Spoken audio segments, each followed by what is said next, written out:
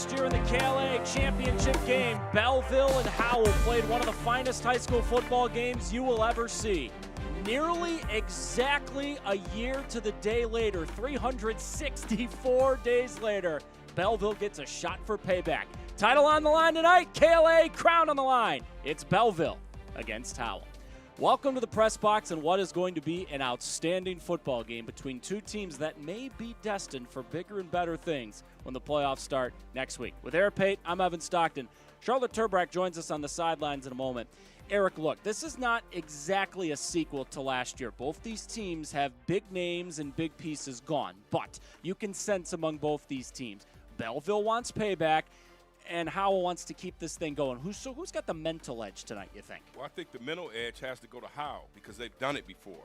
And they've done it in hostile environments and confines. And I think Belleville's got something to prove. They got to prove that they can do it without the guy that's, wearing the number 19 at the University of Michigan. Yeah, Bryce Underwood out. We'll talk about their new quarterback, Kendall Franklin, and they're always talented. They got skill guys, but it's a tough matchup for anyone because Howell is big, and they play an old-school style of football. If they pass it 3 times in a game, that may be too high. So how do you think Belleville matches up physically with Howell tonight? I think what Belleville has to do, Evan, is use their skill position folks and have them come up in the box. You got to creep up, and you got to be careful, though, because Howell can be sneaky good with the pass as well, but that power T, you got to be able to stop it. You got to punch them back in the mouth as they're trying to do the same to you all game long. I think when the game ended last year, all those fans in orange and black were leaving Howell High thinking, can we play these boys again next year and run this thing back? That is exactly what we've got tonight. Heck of a matchup. Belleville and Howell for a championship in the KLAA. We had a break. Come on back. Charlotte chats with both coaches, and we keep diving in to this really fun matchup. What a full night for football. Last week of the regular season and a crown on the line. We keep getting you ready right after this.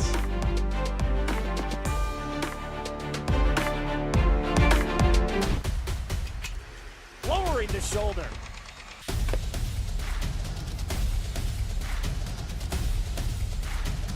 Swing and a miss. McGinley scores! I'm here with Coach Lewis of Howell. Coach, what is the competitive edge that sets your team apart from all others? Yeah, just a sense of togetherness, playing for the guy next to you. It's not transactional here in Howell. We're not just about points on the scoreboard, but about building people up. So when our guys are playing for each other, playing with each other, man, it's special.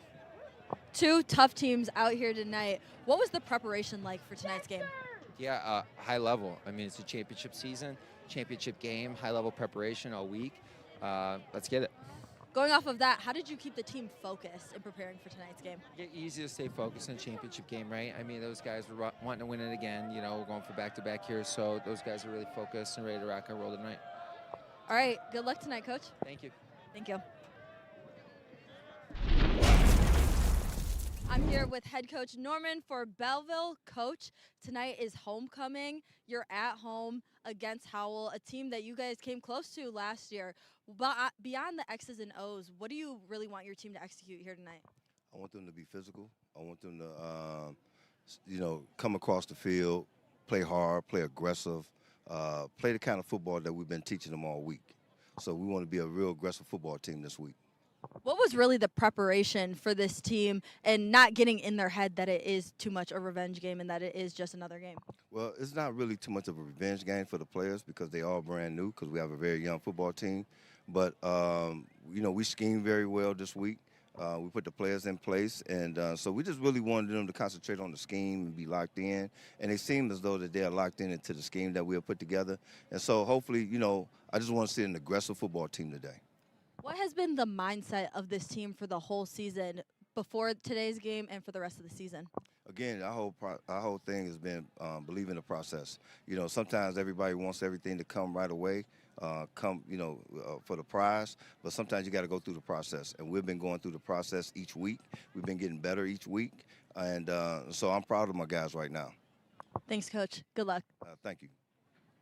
If you are looking for a life-changing workout experience, look no further than Pure Barre Novi. We are proud to help you achieve your fitness goals while joining a vibrant, supportive community that is over 300 women strong. Our classes are designed to strengthen and tone your entire body, and our teachers can help provide modifications for any fitness level. Find out more right now by calling 248-596-0002, visiting our website, following us on social media, or by coming to our studio right on Grand River Avenue in Novi. We can't wait to see you and help you achieve your fitness goals.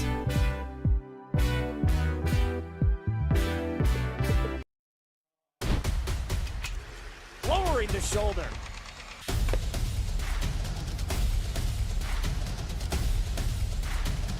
Swing and a miss. McGinley scores!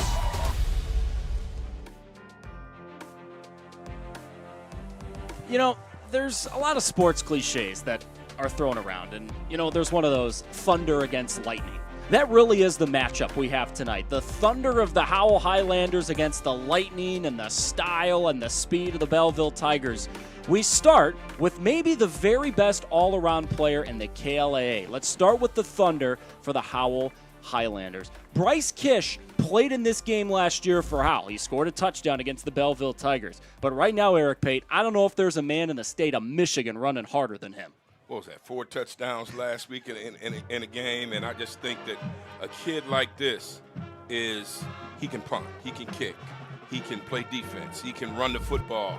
He is the pinnacle of what you want on a high school football team, and guess what? He's a junior. I know. That is fantastic in itself, and Howell needs him to continue the hot streak and the way he's been playing. Let's get to the Lightning of Belleville. You probably know all the amazing talent that has roamed these halls and run that field over the years. They got another one, Charles Britton III. We'll call him Trey all night long, and he'll probably make plays all night long. And there's not a school in the nation, in the Power 4, that does not want this young man.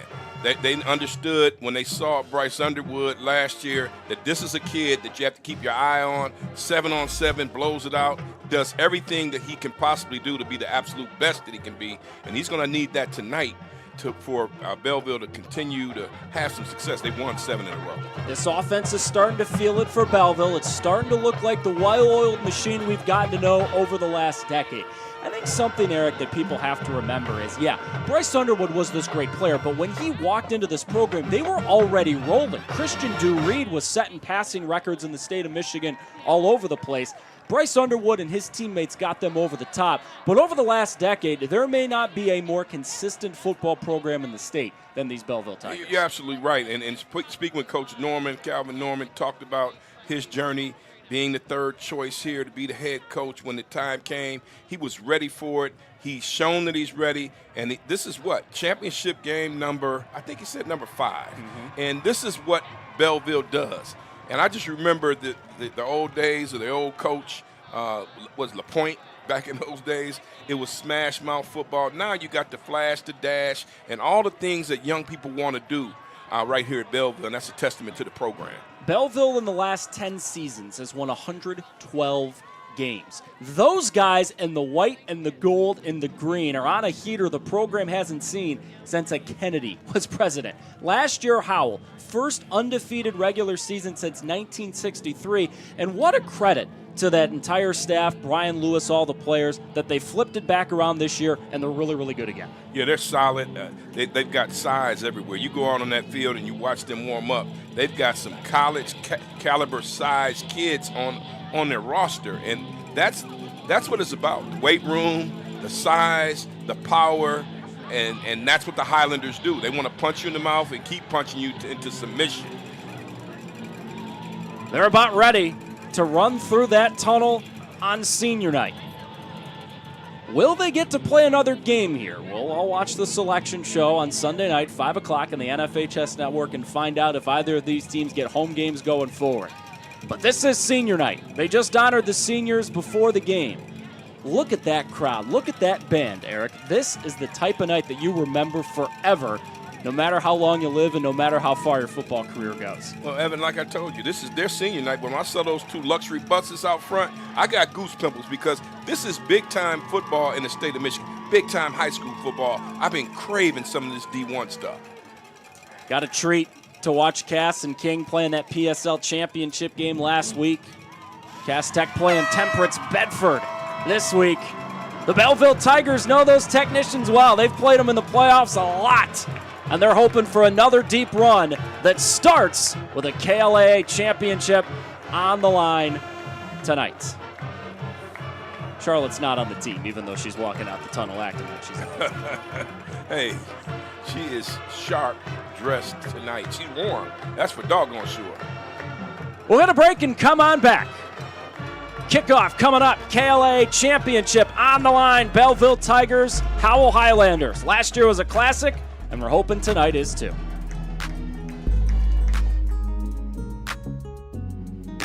The store is set up. He's got the order, and he's off. It's a full court press. These brands are knocking it out of the park. This, my friends, is the speed we've come to expect from this team. Just look at the precision of that move. And it's out of here.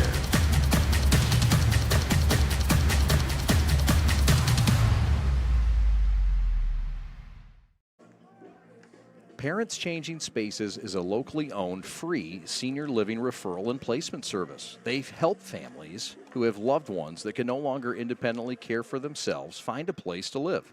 They work with families across Southeast Michigan to find all types of senior housing, including assisted living, memory care, and residential care homes. In addition, if your loved one is in need of some assistance but not yet ready to make a move, they can provide guidance and resources for in-care home givers, physical and occupational therapy, transportation, and much more. Parents Changing Spaces service is complimentary and of no charge to you. Give them a call today, 844-772-7368, to learn how they can help your family.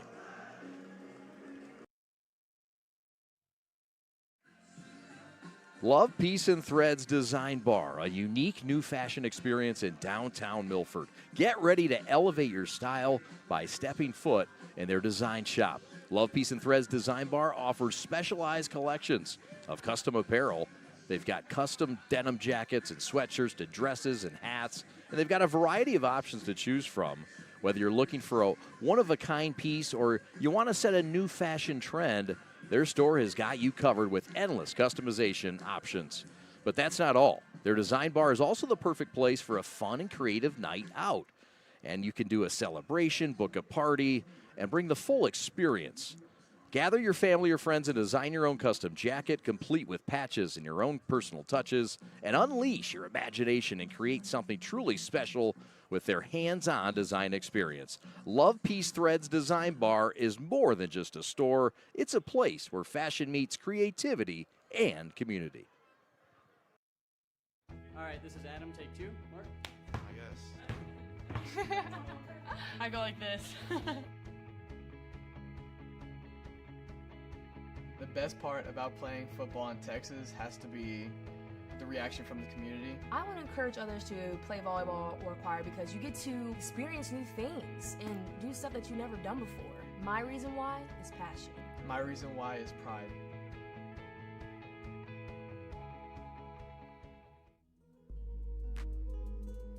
About ready for kickoff. KLAA title game about to start. And in a year in Division I where Catholic Central and Cass Tech are grabbing the headlines, Belleville wants to make sure this state hasn't forgotten about them. Down to the field we go in Charlotte for more. Thanks, Evan. Like you mentioned, Belleville is taking on Howell in a top matchup tonight. The Tigers are really looking to set the tone. Coach Norman let us know that this is going to remind the state who Belleville really is, but that is not to doubt Howell, as last season they got the win over Belleville in the last 8 seconds. This should be an exciting one on homecoming under the lights. Evan, back to you. Yeah, this is going to be a great game, Charlotte. Last year came down literally to the final 8 seconds. Howell scored, would you believe it, a passing touchdown. Preston Barb found their stud running back Justin Jones in the end zone last year. And we're hoping for more theatrics tonight with a title on the line in our last game before the playoffs start next week. James Graves, the kicker for Belleville, there in the black. Howell in the white. And we crown a KLAA champion tonight. And they start with an onside kick, and it ends up going out of bounds. How about that decision by the Belleville coaching staff? You got to love the gambling mind, kind of like Dan Campbell. With the Detroit Lions, but let's see, there's a flag on the play. Did it go far enough? That kicker directly going out of bounds. Man. You know, I wonder, Eric, if part of the thought process there for Belleville was last week Howell could not recover an onside kick that allowed Brighton to get back in that game. So maybe that was part of the thought process. Yeah, it's a big gamble, but don't look now. Looks like we'll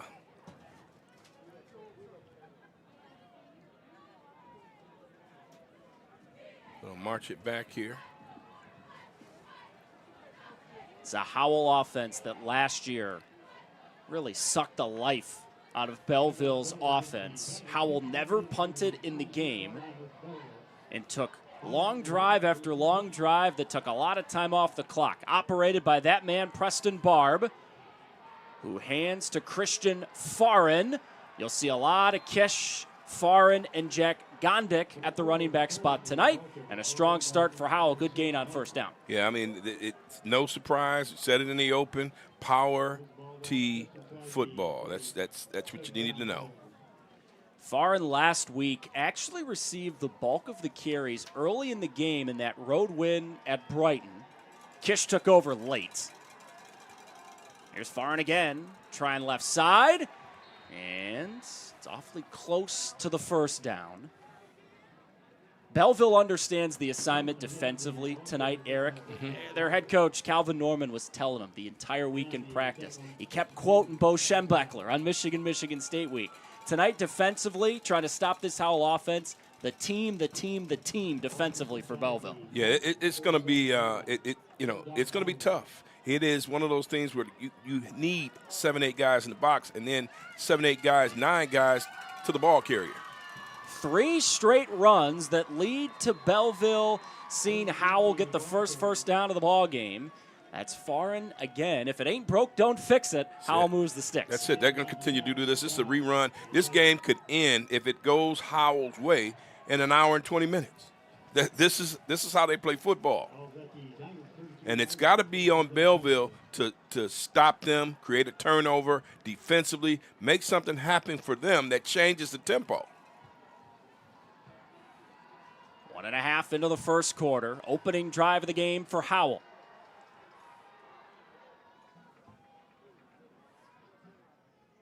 Barb takes. Kish runs. His first run of the game is a pretty darn good one. First down, Highlanders again, as big Bryce Kish starts leaning into that Belleville secondary. Just look at the power here, and he's running with those knees up. And if you're getting to that second and third level, when you get to those corners and safeties and you're maybe dragging a linebacker, it hurts. It's painful if you're some of these guys that are going to stick around on the field all day for Belleville's defense. Another give. Kish bouncing outside, and he was dragged down by Chase Agnew, who was hanging on for dear life. I can appreciate Agnew. He did what I would do, hold on for help. And that's what you're going to have to do to stop Howell. When they go outside, you got to be able to penetrate and adjust and make a sure tackle. And if not, hang on to help, get some help. The help's got to come. Just saw those starters for Belleville throughout the defense on the screen. Keep an eye on big number 70, Zubril Ruff. They call him Zuby. He's one of the best freshmen in the state.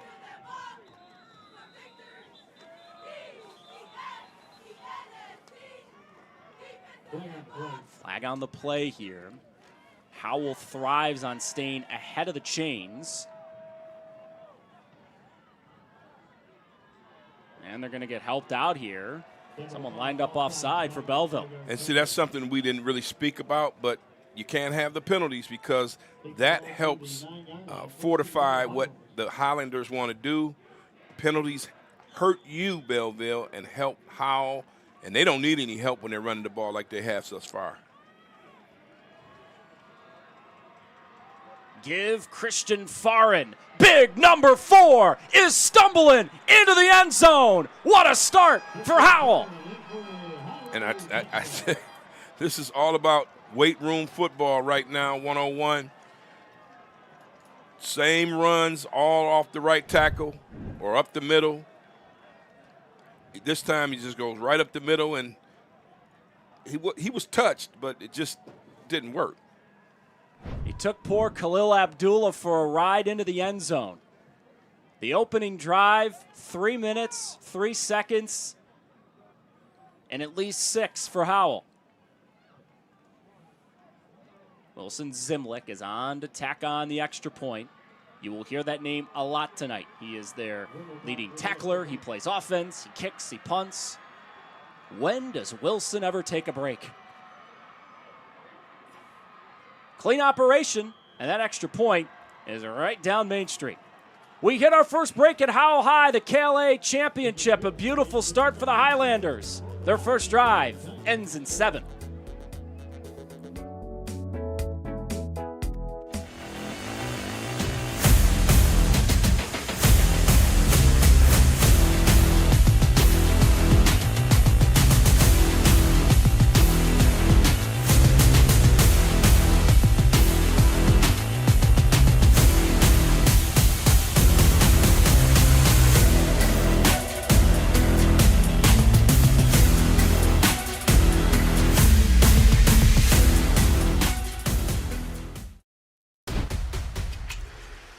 The shoulder.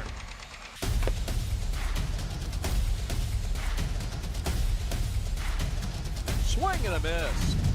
McKinley scores!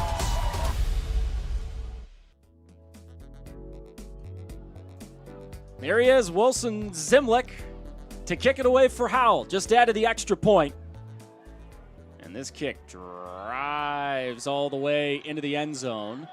This is where the wind is today. It is blowing from left to right as you see it watching this game, and Howell uses that to get a touchback. Okay, so being the quarterback for the Belleville Tigers may be the most unenviable job at the high school level in the state of Michigan. Not only do you have to replace, if you're Kendall Franklin, the top recruit in the country last year, Bryce Underwood, but the guy before that, Christian Reed, was one of the best statistical passers in the history of the state. How do you think Kendall's doing so far this year? I think he's pretty solid. He's been consistent. He's been steady.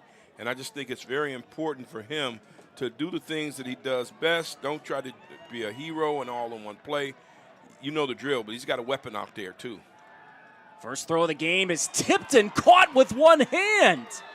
Giante Morris with the coolest gain of 2 you will ever see. How did he catch this pass? You know, those sticky gloves that they wear now. Check it out. I mean, he just stayed with it. Very good hand-eye coordination. I wish I had it. And pulled it in. Nice job. They call him G-Money. Yeah, that catch was money. Franklin to throw again, and this time Morris drops it because, of course, he makes a one-handed catch, and on the next one, he can't make the catch. Right. That's maybe the prep jinxed. Catches it. Nice little hand-eye coordination deal, and that was a little drag, and dropped it. It's a young offensive line for Belleville. They really like Rocco Jackson, the right tackle. I think he's maybe the best lineman they've got. Always keep an eye on 6, Trey Britton in this spot. Third down long for Belleville. Franklin stepping up. Kendall's got a long way to go. He slipped a couple of tackles, and Kendall Franklin has got the first down. That was big time. I mean, he did some escape stuff. He did all those things that you want out of your quarterback to keep the drive alive. He wanted the first down sticks. He went for it, and that certainly is a good sign for Belleville. Just check it out. Look at his footwork. I mean, you think there's a loss. Nope, there's a gain there. He's going to get tackled here. Whoops. And eluded 3 guys to get to the sticks at the very end. Good job. The drive continues.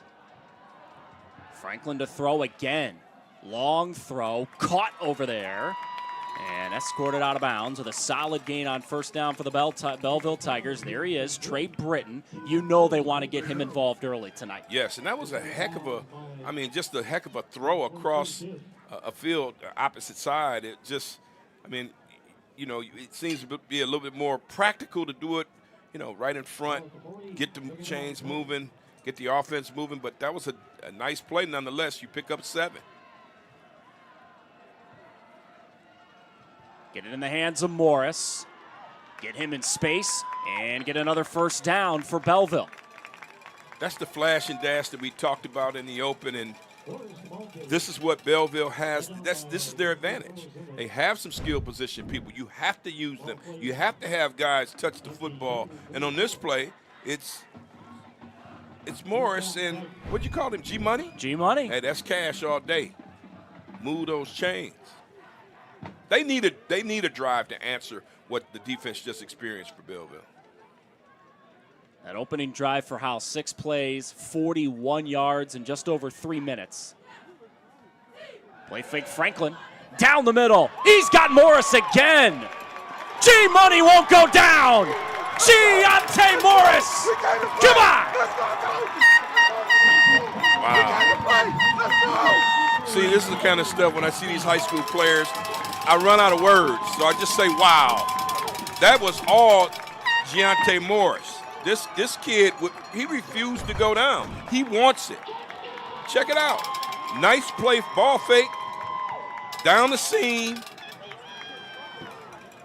Flynn couldn't stick to him. His sticky gloves probably need to be, rehabbed a little bit. And into the end zone goes Morris. Check those gloves.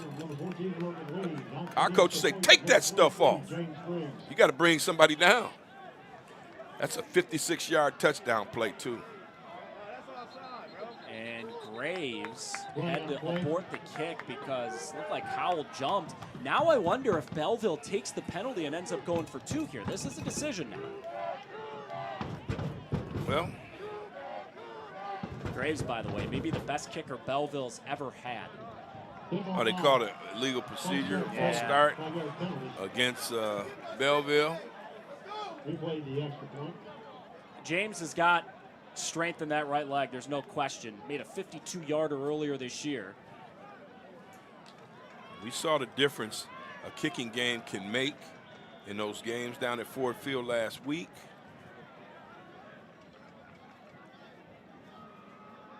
Back up this extra point. Gonna put it down at the 15. Now what is it? Usually the extra point is just a quick thing. This is turning into a very anticipated extra point.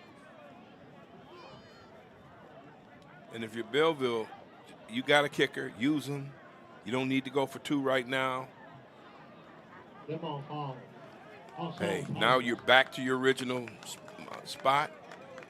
Kick the 2, kick the 1, excuse me. Kick the 1, tie it up, and start again. At some point, James will get to kick the extra point. It's about 5 minutes in real time since Morris scored the touchdown. And the extra point's blocked. After all that, it's blocked. And Howell keeps the lead at 7-6. Yeah. That has to take a little bit of the air out of the sails of Belleville. What a nice response. 56-yard touchdown connection. You have a chance to tie it up and go through the penalty thing on us, on them. Look at this replay on this touchdown. What a play by Morris. Spun out of it exactly what you want to do. Eric, what fascinated me about that drive for Belleville was even last year with Bryce Underwood, when they played Howell in this KLAA championship game, they ran it 85% of the time in that game. That was majority passing on that opening drive. It was, and get this. They haven't really used Trey Britton. He had that 7-yard reception there, but this was all Javante Morris. See, now you're going to have me calling him G-Money. And when you get to the end zone, that's the pay zone there. I was going to say, when you make a play like That's that, right. man, we'll call you whatever you want. We're going to call you G-Money all night long. This kick drives Green back, and it is touchback. Longer way to go for Howell on this drive. I always appreciate the folks that make sure our crew is well fed before the ball game. And Benito's Pizza, no exception. What delicious slices for the crew to chow down on before the ball game. The Belleville location, proud to serve the city for over 45 years. 565 Main Street in downtown Belleville. The famous 24-inch Big Benito, Detroit deep dish, hand-tossed pizzas, along with specialty items. They are the flavor experts. Go visit them, benitospizza.com. Drive 2 begins for Howell the same way the first one did. It's Christian Farin with a run to the left side and a gain of about 5 or 6 on first down. It's like you get Belleville with those flashy, innovative, creative moves, and now we go back to power football with how they're not. This is what it's been. This is what it's going to be. And Coach Lewis makes no mistakes or bones about it. We'll talk about him a little later on. Another run with Farin, and this time he's loose. Christian Farin in a foot race. Tripped up inside the 20. Howell making plays on drive 2. Wow, man. This time he takes it off left tackle, gets outside, and the Belleville speed pays off, or otherwise he's in the end zone. I mean, just Farin is a load himself. They list him at 205. Big kid. Looks like any other program, put it this way, he might be on the offensive line, might be a tight end at best. He's in the backfield here and carrying the whole load. Give it right back to him. Ran the same play 3 straight times. That one not quite as long as the last one, but still a gain of 8 yards. You know, Christian really ran that ball hard in the win last week at Brighton. Bryce Kish grabbed the headlines with the 4 rushing touchdowns in the game for Howell, but all their backs, Eric, they just run hard. That's it, Nick. That's the bad news for the Tigers. You got, for Howell, the Highlanders have, like you said, those 3 guys that can run the football. It could be an all-night affair running this football and trying to stop him. Now it's Kish, Bryce Kish, pitballing his way inside the 5-yard line and setting up 1st and goal. Brian Lewis is, he worked under Rich Rod. He worked under Brady Hoke. He's had some good college experience. He tries to run a prototype college preparation program with his young men, and it's all about weight room. It's all about strength. It's all about power, and they come out on Friday nights and they punch, and they keep punching. Can they punch one into the end zone here? Give Christian Farin. He is running hard tonight. That's already his 2nd touchdown. That is impressive. That's 2 straight drives for the Belleville Tigers. I'm sorry, for the Howell Highlanders. And then check this out. I mean, it's right over top, and I wish our cameras could get the number 13, Jackson Paul. Is it Jackson Paul? Jackson Paul. Man, pushing his guy almost out of the end zone. Jackson 6'3", 270. He's going to go play college ball at Air Force. He's the type of guy when you watch pregame warm-ups, you go, who the heck is that? Zimlick back on to try to push the lead to 8. And he did. Another break in the action. 4:50 to go, first quarter. Offense is going up and down the field. So far, it's Howell winning the day as they try to win the KLAA championship again. At Foodie Centric, our client's agenda is our first priority. We specialize in unique items that are memorable and drive profits to your bottom line immediately. From gluten-free exclusive items to specialty Palazzolo gelato, melting moments, ice cream sandwiches, and so much more. Foodie-centric solutions will have you set for success today, tomorrow, and into the future. Foodie-centric solutions at the center of all of what's important to get to your last goal.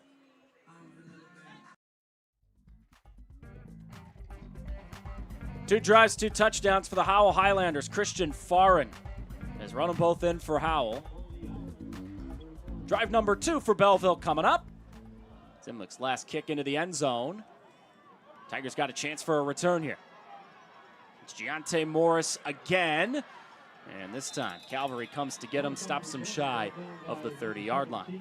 Burhops Collision, established in 1946, and it's been a family business in the Belleville community for nearly 80 years. They offer free estimates and take the hassle off your plate by dealing directly with their insurance company. With their broad supplier network, they reduce wait time for parts and have a car rental company on site, so there's no need to go out of your way for any rental needs while they fix your car. Stop in and see them. Excited to have all the community support here at Belleville tonight.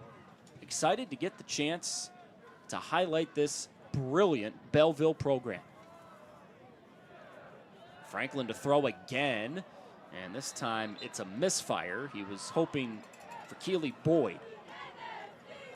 And I'm looking at Brody Stack, big defensive end off the rush end position there for the Highlanders.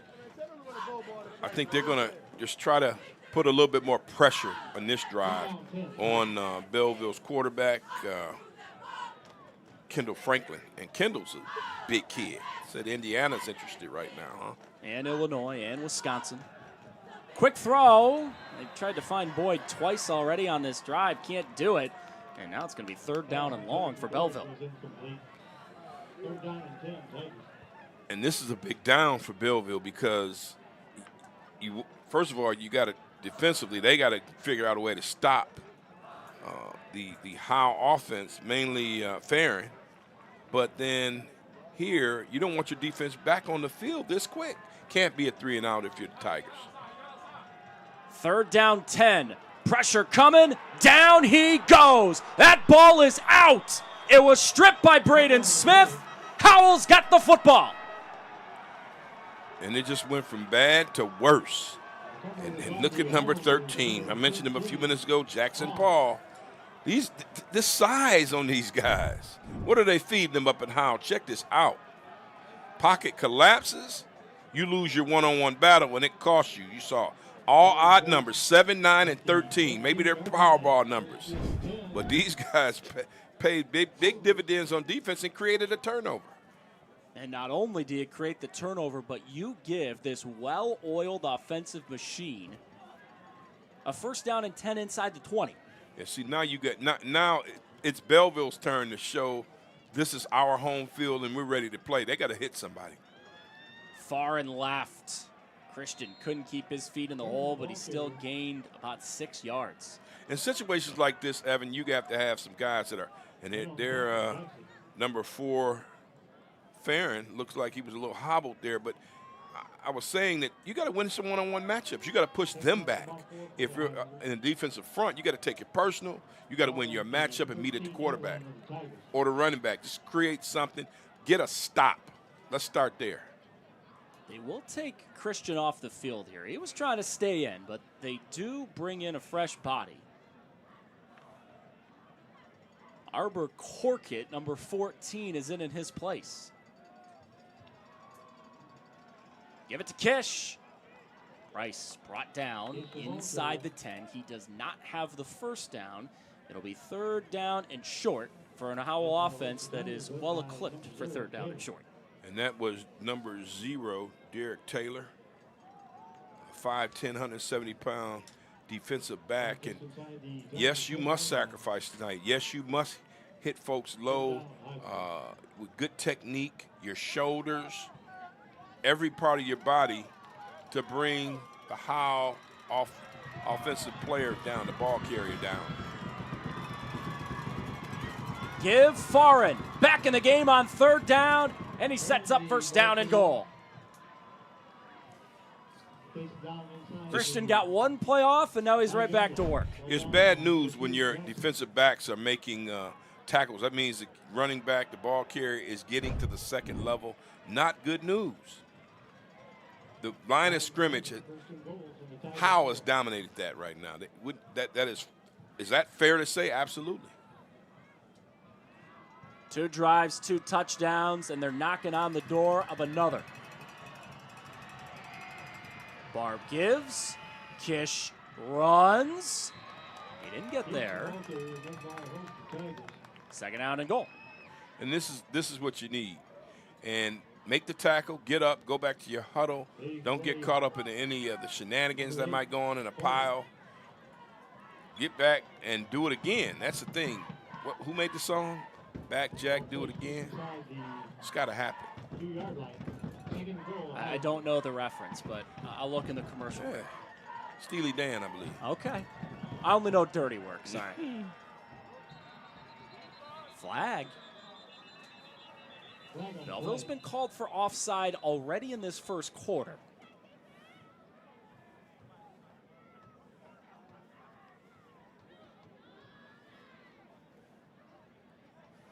They do jump, being inside the 5-yard line. It's not much of a penalty. It is offsides on Belleville. Second time they've been called for this.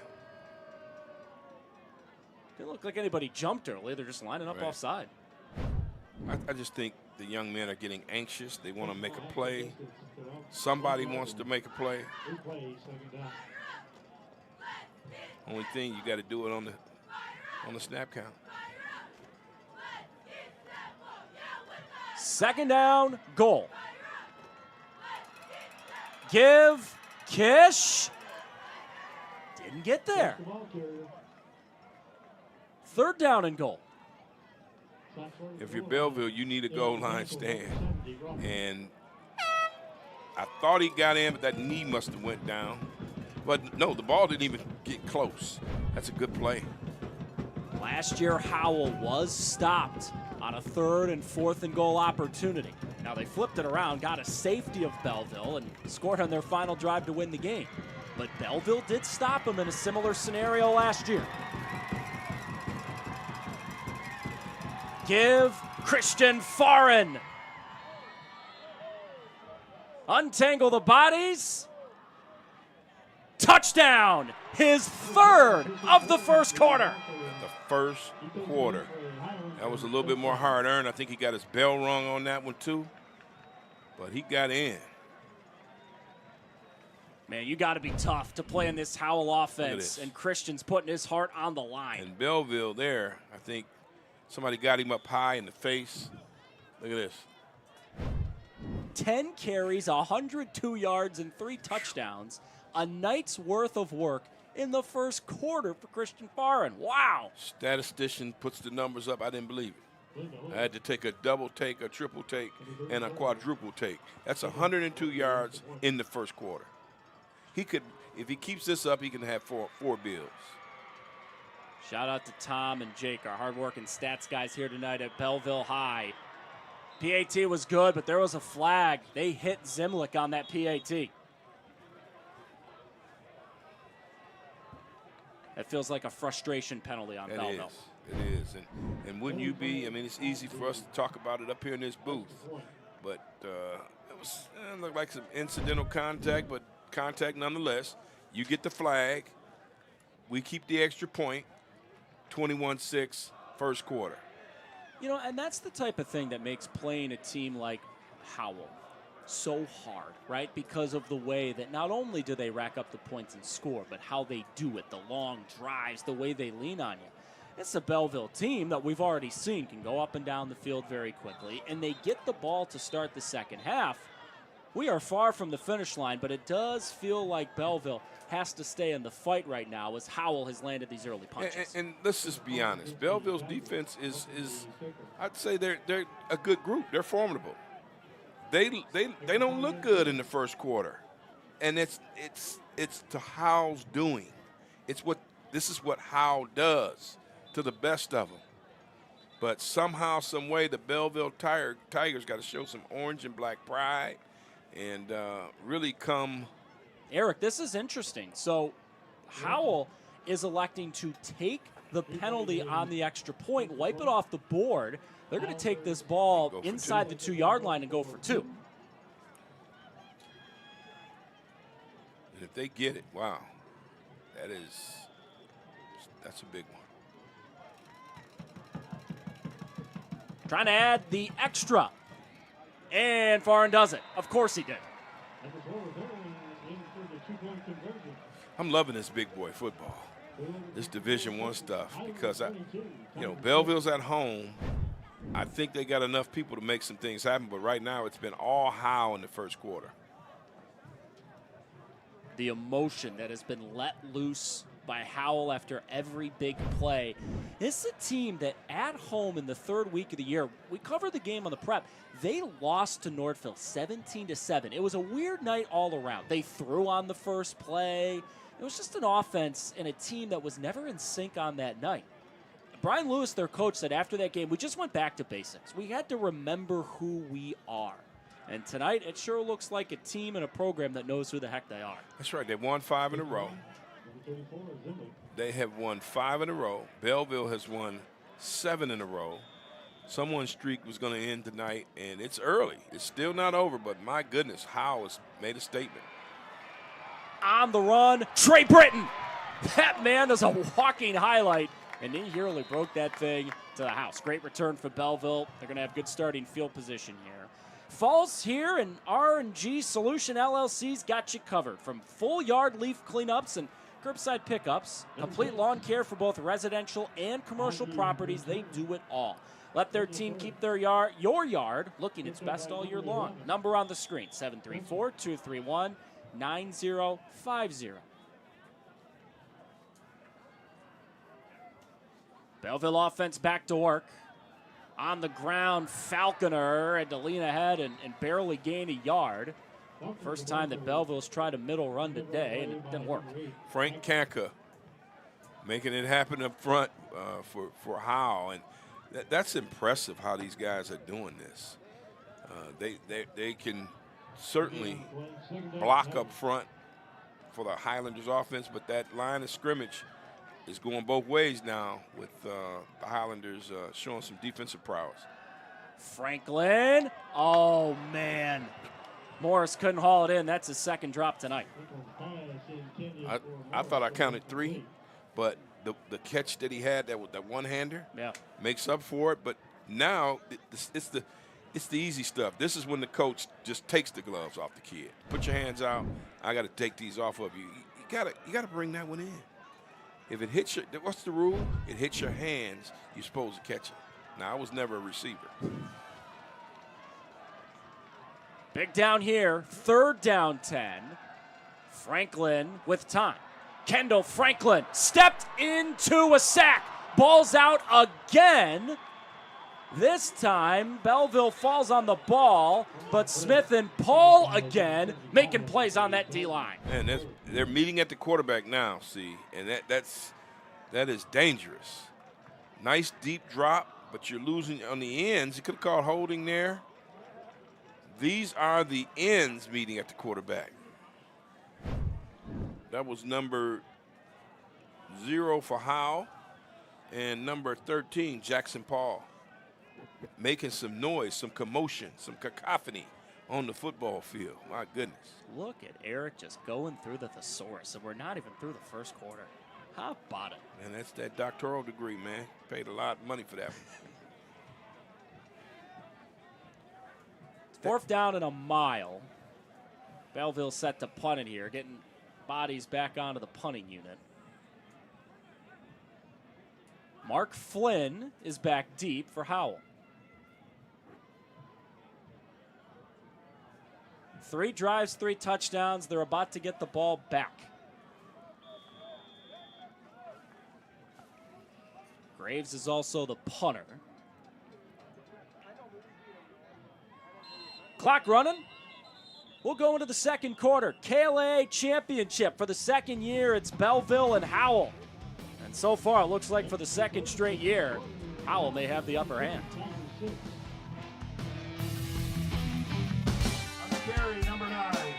My dad and my grandfather are officials. I've grown up around officials and seeing how much they enjoy being part of the games. As a student athlete, I've always appreciated the people out there who are willing to give back to the kids. The Legacy program lets me officiate while I'm still in high school, working younger kids' games. Officiating gives me a better understanding of the game. I get to make some pretty good money for a high school kid, and I even get to spend some quality time with my dad. There's help wanted. Just whistle. We're back at Belleville High, KLAA championship on the line. Back down to the sidelines in Charlotte. Thanks, Evan. You've mentioned him already tonight. Trey Britton III, he has been outstanding for this Belleville team. He is known for his speed and being able to burn defenders deep. He's already being recognized by over 30 Division I colleges, and coaches say that they admire his work on the field, but also the type of person he is off the field. He has a bright future, this young man. Evan, back to you guys. Yeah, he's going to probably have his pick of the litter in terms of where to go to college. Yeah, the NIL numbers will be through the roof, to say the least, for that young man. Graves gets the punt away. Flynn calls fair catch and makes it, backpedaling right around the 47-yard line. Eric, you know what I'm wondering, right, is we're watching this Belleville defense struggle against the Howell offense so far. As a staff, is there anything you can do to try to slow down them schematically, or is it just simply you got to start winning battles up front? You got to win battles up front, and you just pretty much got to go 9, 10 guys in the box. That's how they used to play Barry Sanders, and when I covered him and watched him get those 2,000 yards at 97, you'd see safeties creeping up. Before you knew it, it was an empty defensive backfield. You got to bring every person in the kitchen sink against this rushing attack. Christian Foreign is having the night of his life. Brought down inside the 20. Christian ran for 3 touchdowns in the first quarter, and he nearly got his 4th to start the second quarter. Just as I'm about to read these stats from the first quarter, what does he do? Add to the total. Look at this. I mean, this is just following the convoy, one-on-one matchups that we talked about. Then it's a sprint. And Belleville does have that back-end speed that can catch up and do some, touchdown-saving grabs here. But look at the time of possession in the first quarter. 8 minutes and 34 seconds for Howell. 2 minutes and 9 seconds for Belleville. Unbelievable. Run it again left. Christian Foreign is a human bowling ball tonight. Last week, Bryce Kish, 216 rushing yards and 4 touchdowns. If you had told Belleville before the game, hey, Bryce is going to run for like 25 yards in the first quarter, they'll go, we'll take it, but you're forgetting about what Christian Foreign has done so far tonight. Wow. This is the type of football that if it gets to be, you never know in November. After my birthday, the 5th, the weather can go to you-know-where, and it can snow. And this is a team that can run it, and they can do it effectively no matter what the conditions are. Same play, but this time Belleville gets a lot of hats to the football, and it will be 3rd down as that run actually lost yardage. The Belleville Tigers minus 17 rushing yards as we see the replay of on that play there on the previous play. 77 for Howell is Landon Joyner, 5'10", 255. He looks like he's about 5'8", 5'9". Might get a program inch or two, but he's a solid player on that offensive line for the Highlanders. Got to move the sticks here. Kish with real estate. Bryce Kish, corner, pylon, touchdown. Goodness gracious. Tonight, in a rematch the whole state was looking forward to see, these Howell Highlanders are a runaway freight train. Power right, look like USC. Look at the blockers in front. And that is pay dirt for Bryce Kish. It's my goodness. What do you, when you're the defensive coordinator or the line coach, linebackers coach, the whole defensive coordinator, defensive staff, what do you tell your players? Zemlick's back out there. Been a busy man tonight. An extra point is through that makes it 29-6. Wow. It's a physical game. This is what people love about football, the smash mouth element with empty backfields these days and spreads and run pass options. This team is committed to one thing, and that's running the football, and they're doing it so effectively right now.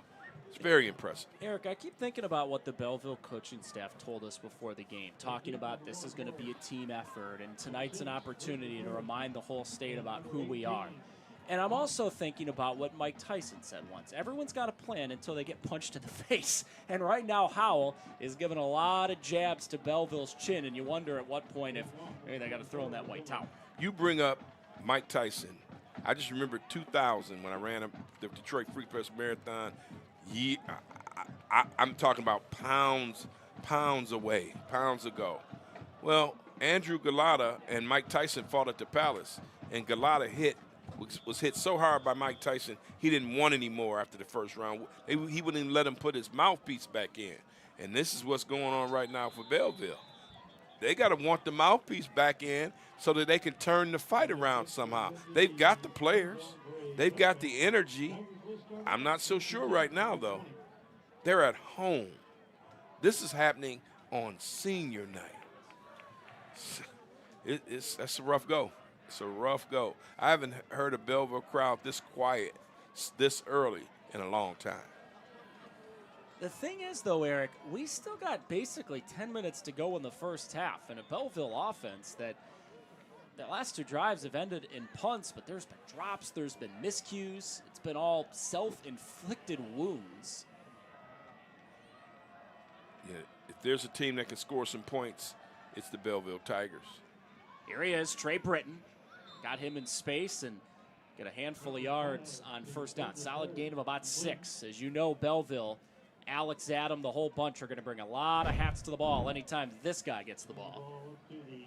Nice little dump off there. And got to do a lot more of that. Like to see Belleville put together a nice drive. If they get a drive, then that would say a lot about them and their standing for the rest of the night. From the same play, this time to Morris. He did take a hit as he went out of bounds. There's no flag. It is Belleville first down. Giante Morris there. Looked like he got hit late, too. He's out of bounds, and they cleaned him up right there. I was surprised, no flag. You kind of wonder if Morris sold it a little bit more, fell to the ground, maybe they would have thrown the flag. Yeah.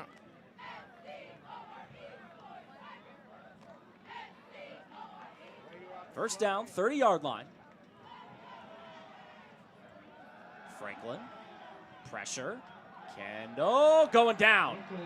There he is. We said we were going to say his name a lot tonight. Wilson Zimlick, the leading tackler for Howell with the TFL. He's tough. And he doesn't quit. They got a bunch of guys who just won't quit. Nice big tackle by Zimlick. 5'9", 175. Good high school stats, does everything.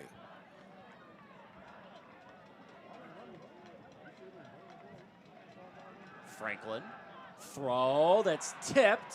This time lands incomplete. And again, Belleville faced third down and a mile as that D-line, led by Braden Smith tonight, has just given Belleville up front all sorts of problems.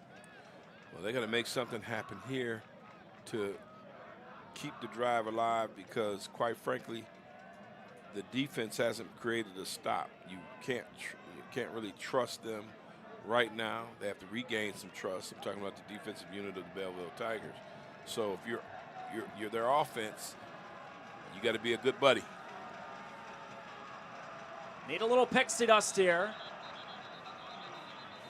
They're going to need some more, it looks like. Already multiple penalties on Belleville tonight. And they'll back them up again. Turn third down and 11 into third down and 16. Replay third down. They found Giante Morris for a 50-plus yard catch and run for a touchdown in the first quarter. It was reminiscent of what we saw last week with Sadler scoring a touchdown for Cass Tech on their opening drive. But since then, they've been relatively quiet. Third down and long. Franklin brought down again. Jackson Paul meets the quarterback in the backfield. The offense has done their thing, punished Belleville, and now the defense is starting to show off. And they're just winning individual matchups and battles. As your rush in is getting there, and then the other guy is cleaning it up. Your left end is getting the sack, and it's all collapsing right now for Belleville. You should take a look at Coach Norman with the championship ring on his finger. James Gray's been a busy man tonight. Third straight punt. Almost blocked. Caden Hoffman. Oh, the ball's dropped in a break. The ball's dropped by Flynn. The punt was almost blocked. Howell dropped the ball, and this may be what Belleville needs. Man, that's big play by Logan Wade. Getting down the field and making something happen, creating a turnover that keeps the drive alive. Look at this.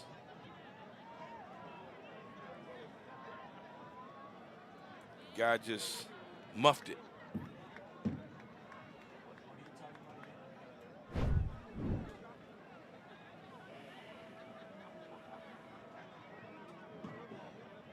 So, for the first time tonight, Belleville gets a break.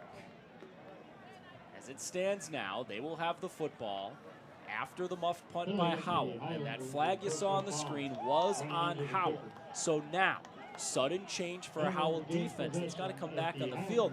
Eric, we were just talking about it. I know the score looks the way it does right now, but there's still plenty of the half to go. Belleville gets the ball to start the second half. And they have quick strike ability. They have the type of guys that have the capability of getting in the end zone and making some things happen. Just got to give this quarterback some more time. They hand it for a run across the 45 up to the 44, 43-yard line. Good solid surge, gain of 5 on first down. They cycled through 2 backs. There's the first carry tonight for Trenton Foley, number 8. And there's nothing wrong with what they're doing here. Running the football, get the running game going. A nice sustained drive would go a long way, improving some things as well. Football is a physical game, but it's also a mental game. Knocked down. That is the 3rd different pass tonight knocked down as Brody Stack, all 6'4", 235 of them, is wrecking havoc. It's like looks like some kids from Notre Dame, from the University of Notre Dame, not the high school. They are swarming. Third down for Belleville. I do wonder, Eric, if this is 4th down, potential territory. They will run it, and it doesn't matter now. That's first down and more for Belleville as Trenton Foley has one of the best runs of the game for Belleville. And I like the fact that Belleville is willing to run the football. I absolutely love this. But they have to continue to do this. They have to continue to run, play the possession game, move the ball down the field, and score a touchdown would be nice for the Tigers.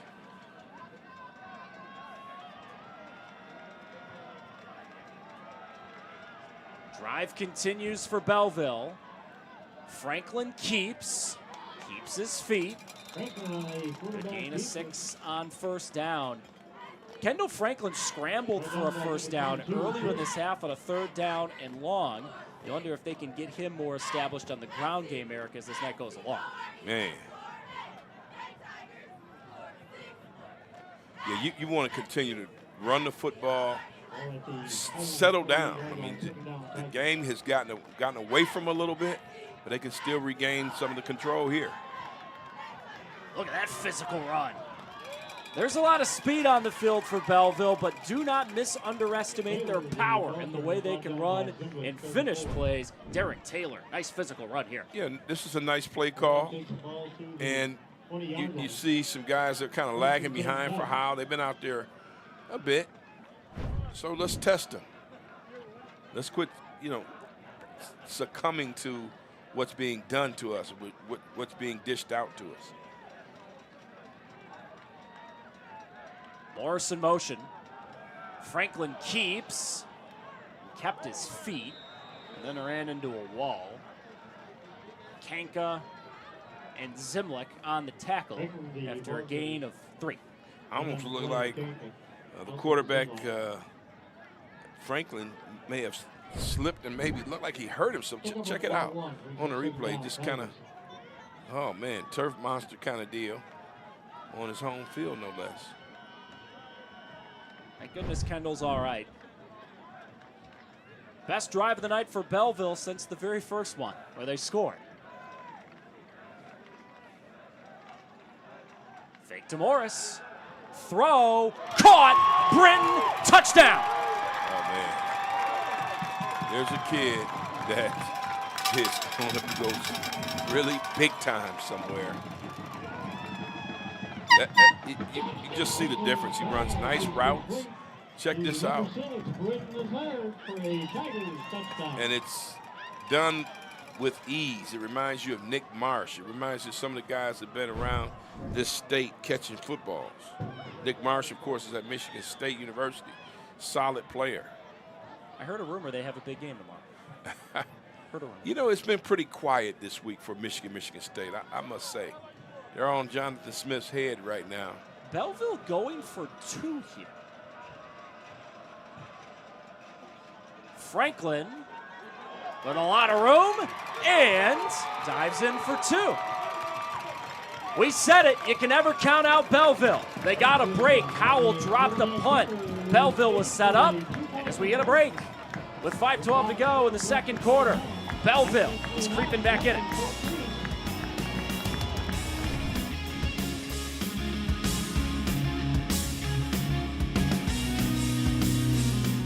The store is set up. He's got the order, and he's off. It's a full court press.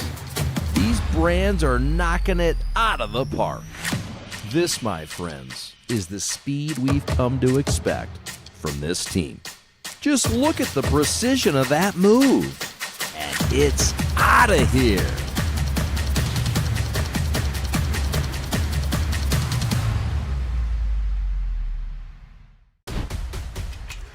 Lowering the shoulder.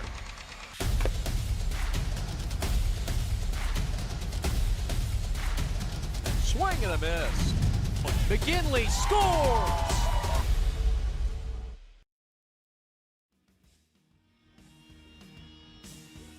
Break for Belleville. Howell dropped a punt. They fell on the football, and they went right down and scored. So we're back to a 2-score game, 29-14. James Graves back out there.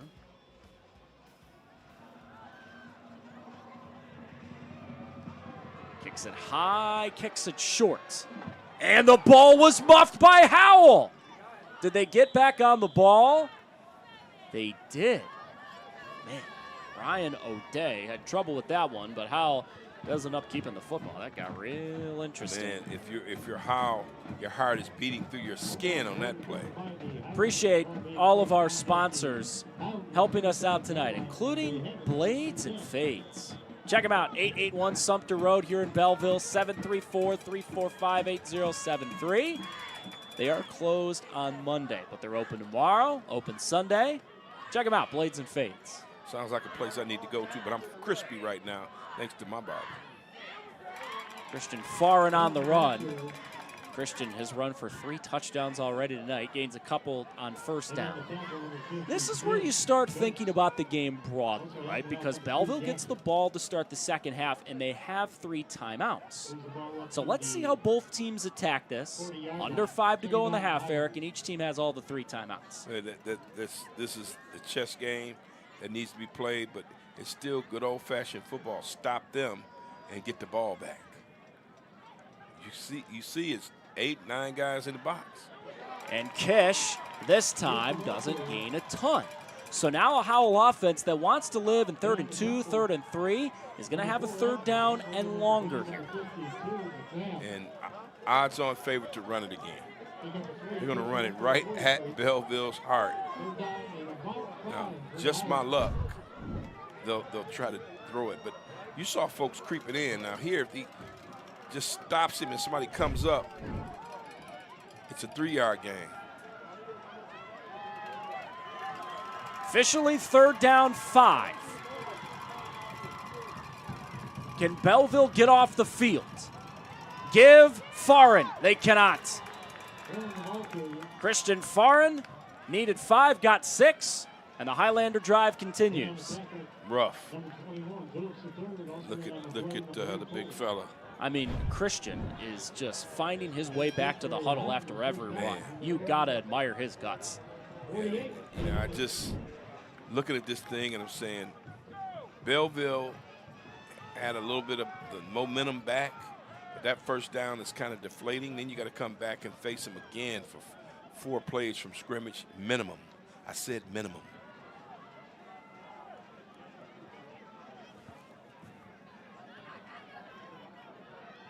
Give to Kish.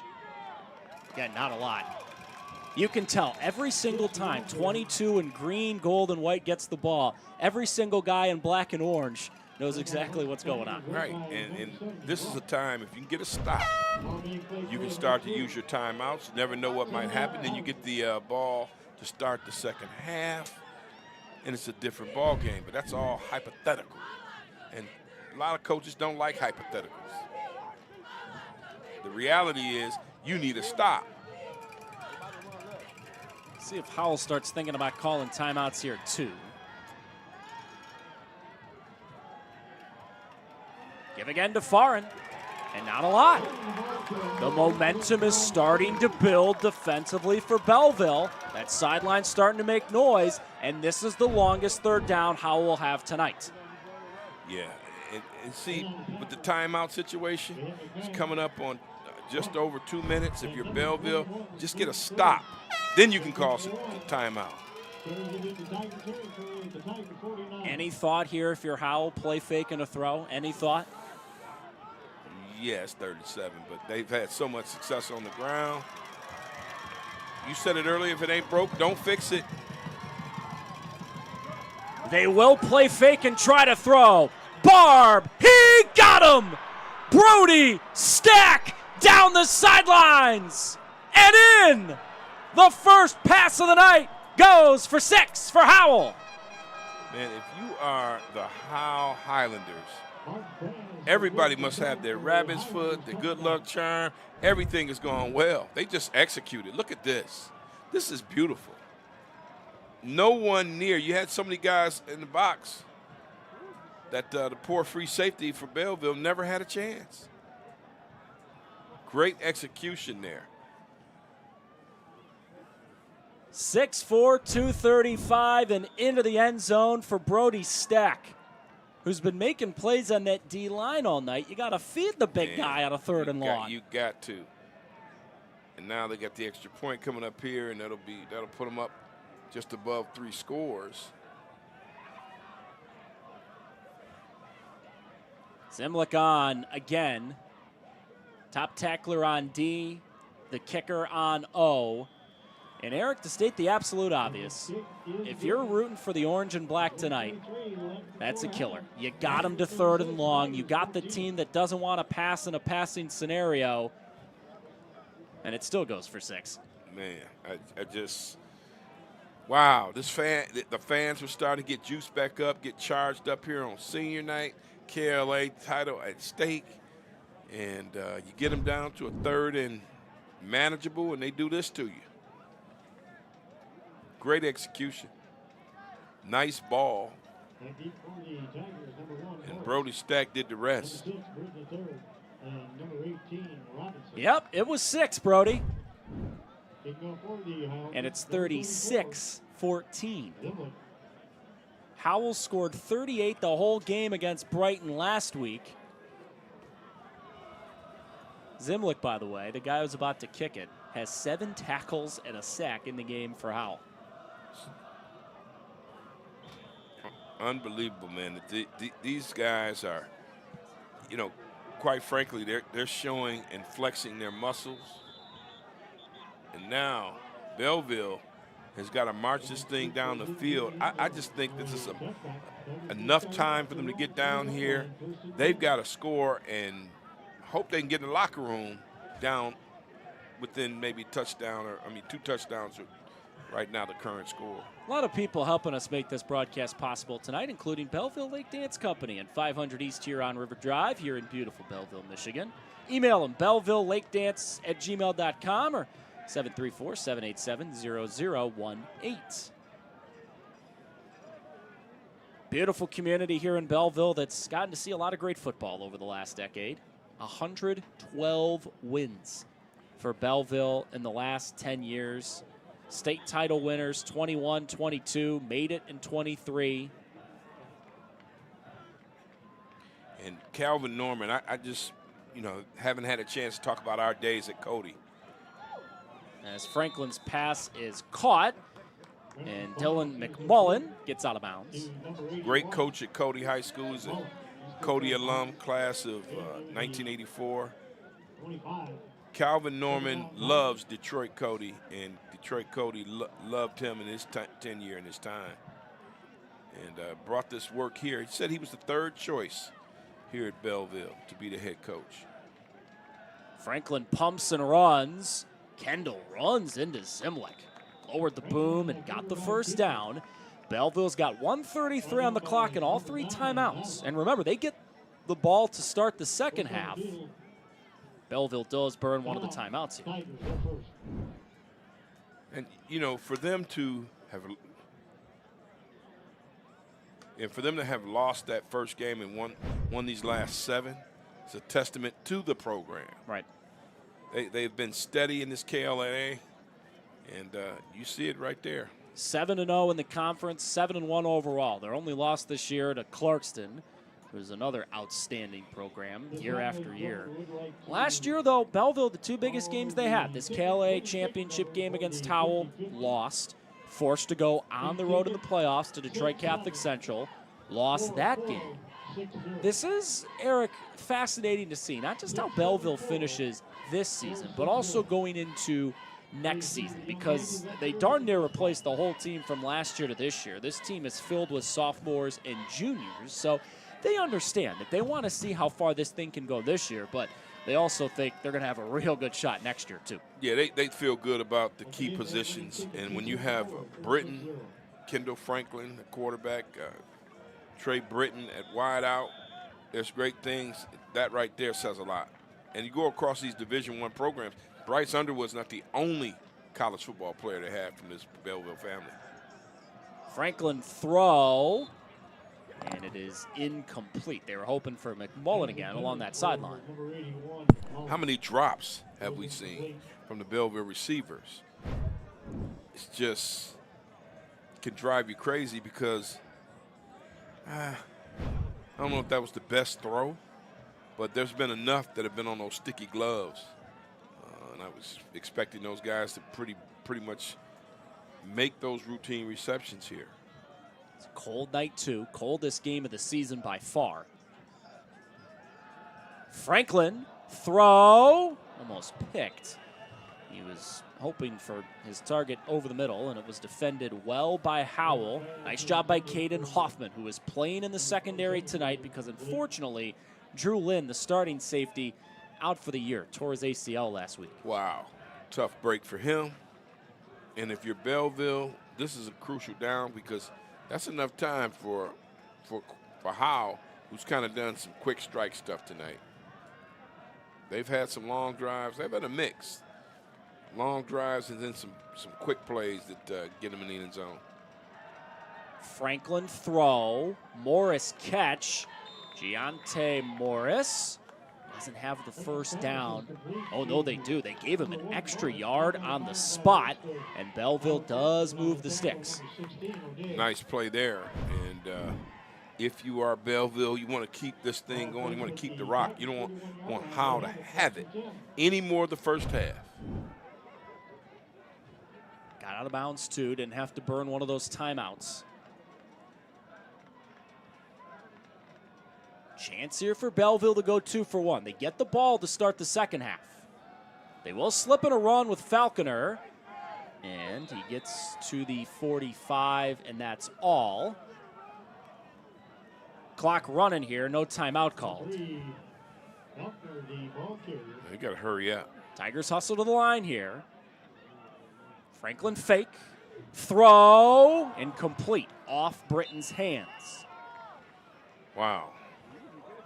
I don't know, that may have been a little bit high for Britton to pull in, but I think the quarterback is really trying to throw to the spot, Franklin. And guys are, he's hurrying because he's being pressured a little bit, and guys aren't getting to those spots. The timing is needless to say, it's off. Just converted on the last third down. Got to do it again. This one's shorter, 3rd down 6. Franklin throw. Falconer broke a tackle, and he got the 1st down. Those speed plays are working for Belleville, just haven't had enough of them. I'm looking for them to go to the wide side at any time because it is open. But on this play, they go strong side, nice little flip. You see the Lions do this a lot.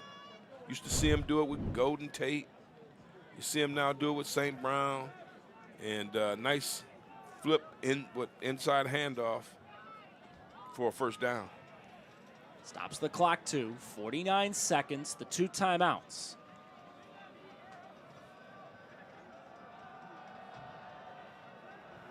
Franklin knocked down. That is the 4th pass knockdown by the Howell defensive line. Brody Stack, the SWAT.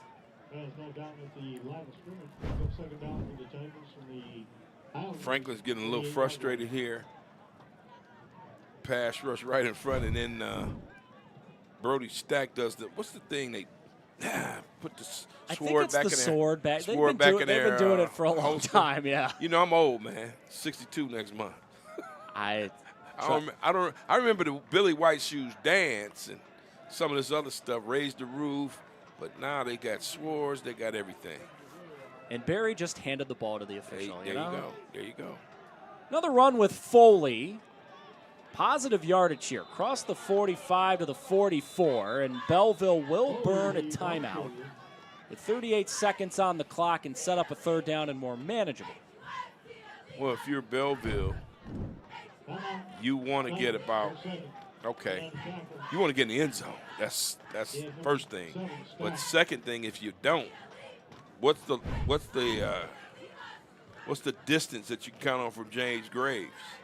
Well, he made a 52-yarder earlier this year. That's a program record. So as it stands right now, I mean, this is NFL territory for the 61-yarder. But if you can get the 1st down if you're Belleville here, you really can start thinking about a long field goal because, as well, you have the win at your back going this way of the field. Yeah. So what you're really trying to say is Belleville needs to score a touchdown. I think they would prefer touchdown here. Yeah, yes. They need 6. They need 6 in the worst way. And 22 is a weird number to be down. It'd be a whole lot better if Belleville, from their estimation, was 16 to 14 down as opposed to that 22 that's up there now. 3rd down. Franklin caught. Morris goes back and gets it, and that is the 3rd different 3rd down conversion on this drive for Belleville. That's a nice play. Giante Morris has had a decent half. Nice play, good timing, got rid of it. Guy is right there where you want him. And now you got to take some shots at the end zone. If you are Belleville, now's the time. If you can get to that opposite side, that wide side of the field, and see what that matchup is like. Already 2 passing touchdowns tonight for Franklin. Does he have a 3rd at the end of this half? Franklin stepping up. Kendall's going to run. Kendall Franklin won't go down. He's done that a bunch tonight. Belleville burns the last timeout. That's a big one. That's a big one. With 22 seconds. So now, Eric, as you're saying, you may have to take shots to the end zone or at least work the sidelines. Yeah, you have to. nice play for Franklin. That you want to get outside. You want to get out of bounds so you can preserve that timeout. You keep calling for, hey, wide side of the field. Who are we looking for here for Belleville offensively? Well, if I'm Belleville, I'm putting Trey Britton in motion. Giante Morris has done a good job. We haven't called the other receivers' names, but somehow you got to get over there because it's you're manned up over there. You got to at least try it. You're down 22, so forget all that. Hey, we'll try the weak side later in the third or fourth quarter when no one expects it. You have to kind of change some things up because you need to get in the end zone. That's the bottom line. You do have the great kicker. We are now firmly inside James Graves territory. But again, because you don't have any timeouts, that's another wrinkle in case you're ever tackled inbounds. You may have to rush the kicking unit on the field. You see their trips right. I can't see who that is on the far side. But look where they're at. They're on that left hash. Morris goes in motion. Franklin throwing his way. He missed him. He had a step. Man.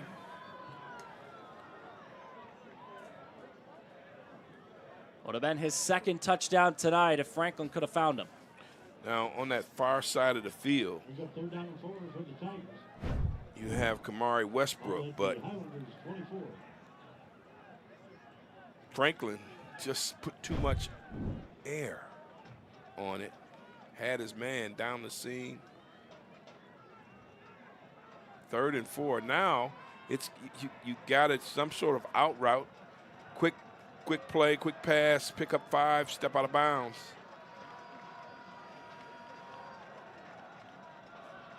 Quick drop for Franklin. He's throwing toward that sideline, but it's wide and errant of Westbrook. Again, they are in the kicker Graves' field goal range, but he's not coming on the field. Man, they need 6 in the worst way.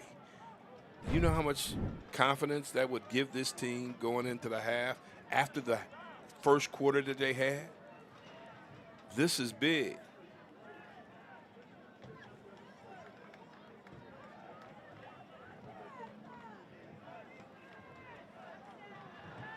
Belleville gets the ball to start the second half. The opportunity to go 2 for 1 is still in play.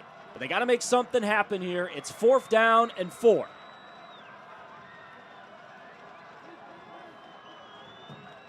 Franklin in the gun. He's got the snap. He's dropping back. He's throwing incomplete. The Howell defense bends, does not break. Yeah, that is a rough one there. It looks like quarterback Franklin was a little banged up on the play, but that one there hurts because you used a lot of time and you didn't get anything from it. Well, you know, that drive for Belleville had been so resilient. They convert on 3 different 3rd downs. But the great sign of a winning program, Howell bends, doesn't break. And you'd think they're just going to take this thing to the locker room. A team that, after they lost in Week 3 to Northville, Howell said, you know, we got to get back to basics. And that first half was about as beautiful as Howell could have imagined. They put up 36 on one of the best programs in the state. And on senior night, with a KLAA title on the line here at Belleville High, Howell has come to town and meant business. Charlotte Turbrack down on the field. The Belleville head coach, Calvin Norman, is with Charlotte. Thanks, Evan. Coach, what's going to have to change on both sides of the ball to get some momentum going in the second half? Well, we just got to play better up front, you know. But we're getting relaxed a little bit on defense, and we just got to make plays on offense. You know, there's a couple of times on offense we should have just been able to score. If we score 1 touchdown, we're still in the game. And so we're still not far out of this, you know. So we're going to go back in, we're going to make a few adjustments, and we should be fine coming out of the second half. What's going to be the message to the boys to keep them motivated? Just stay focused on what we're doing. You know, defensively, we're slowing them down a little bit. And that's all we need to do is slow them down. Maybe get them to a couple of punting, get them to punt a couple of times, and that get us right back into the game. So we get the ball the first half, and so we'll see what we do when we get the ball back. Thanks, Coach. All right, thank you. Back to you. All right, appreciate it, guys. Calvin Norman's been in a lot of games where he's got to rally his troops back. At Cody, here at Belleville. So far tonight, it is all Howell, a 3-touchdown lead. As they try to win the KLAA championship for the second year in a row, they're off to one whale of a start.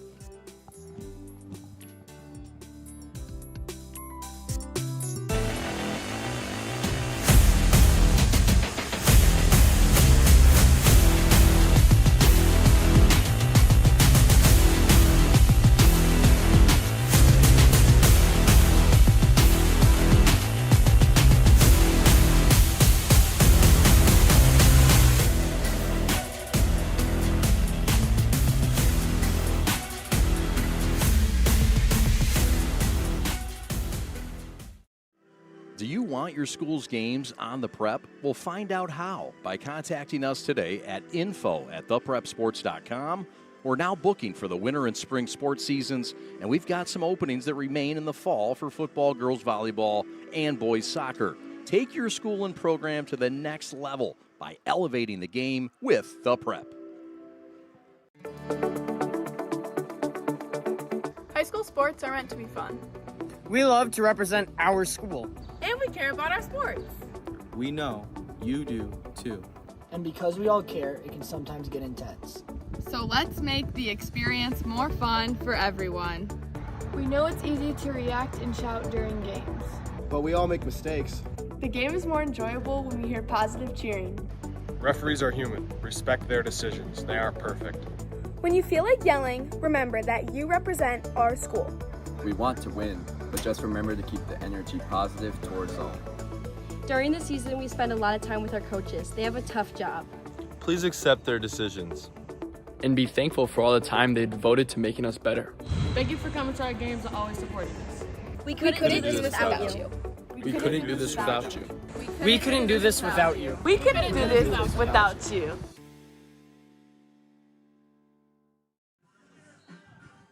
Want to thank our food sponsor tonight, Smokey G's Smokehouse, located at 2670 Atwater Street in Detroit. Get them at 313-693-2533, the best smokehouse in the D.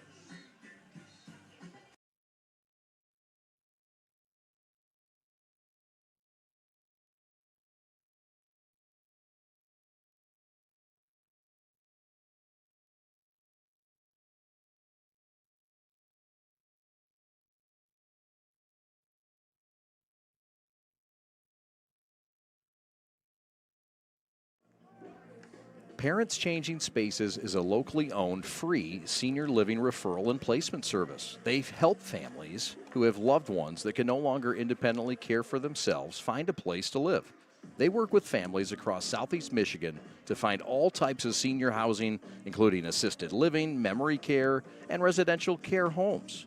In addition, if your loved one is in need of some assistance but not yet ready to make a move, they can provide guidance and resources for in-care home givers, physical and occupational therapy, transportation, and much more.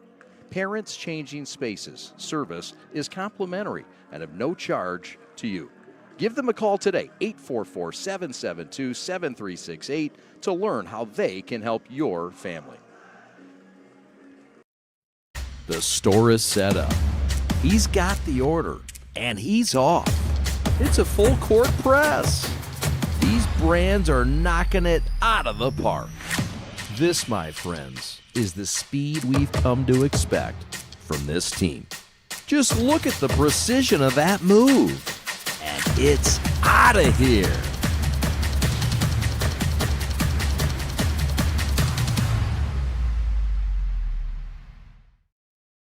Hi, I'm Nick DePonio, and this is HVAC.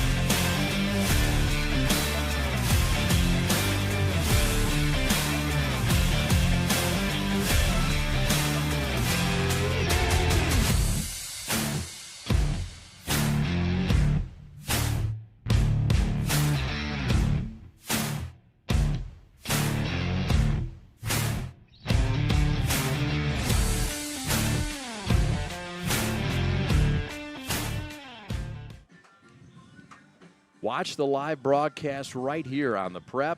Watch and subscribe. Here's the QR code.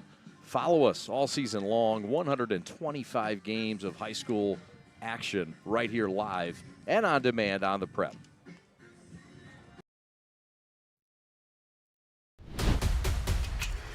Lowering the shoulder.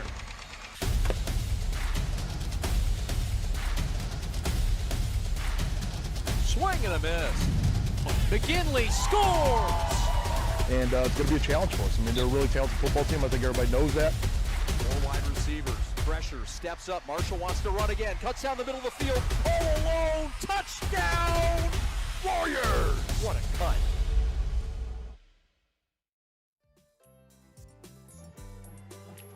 Game started like you thought it would. Howell and Belleville going back and forth. Christian Farin punctuates drive number 1 with a touchdown. Then Belleville started getting up and down the field.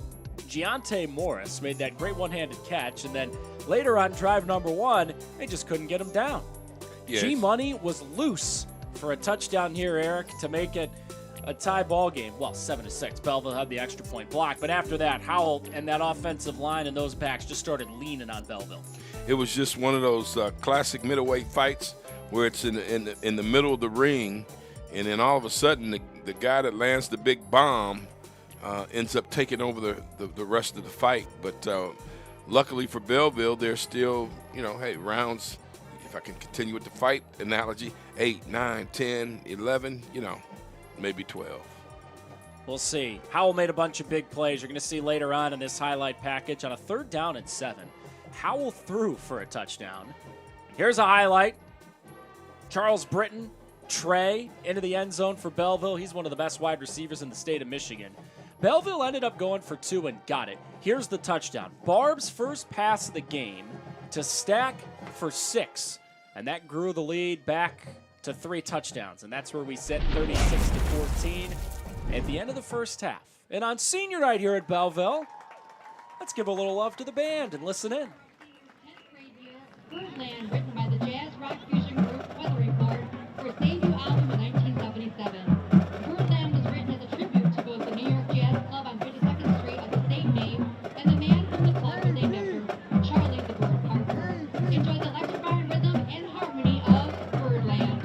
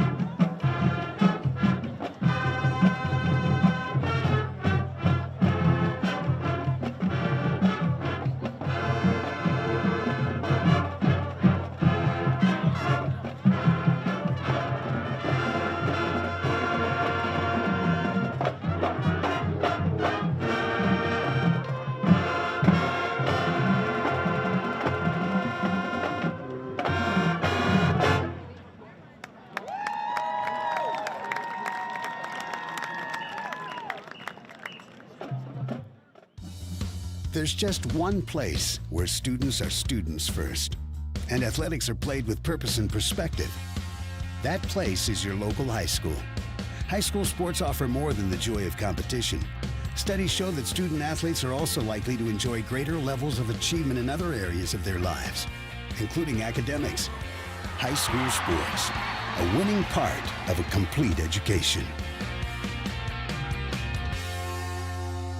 Follow the Prep on social media all season long. We're on 5 social medias, including this YouTube channel. If you would, please subscribe to this broadcast. 125 high school games a year, the most in the state of Michigan. We're proud to bring it to you. Also, if you'd like to be a sponsor on the broadcast, contact us at info@theprepsports.com.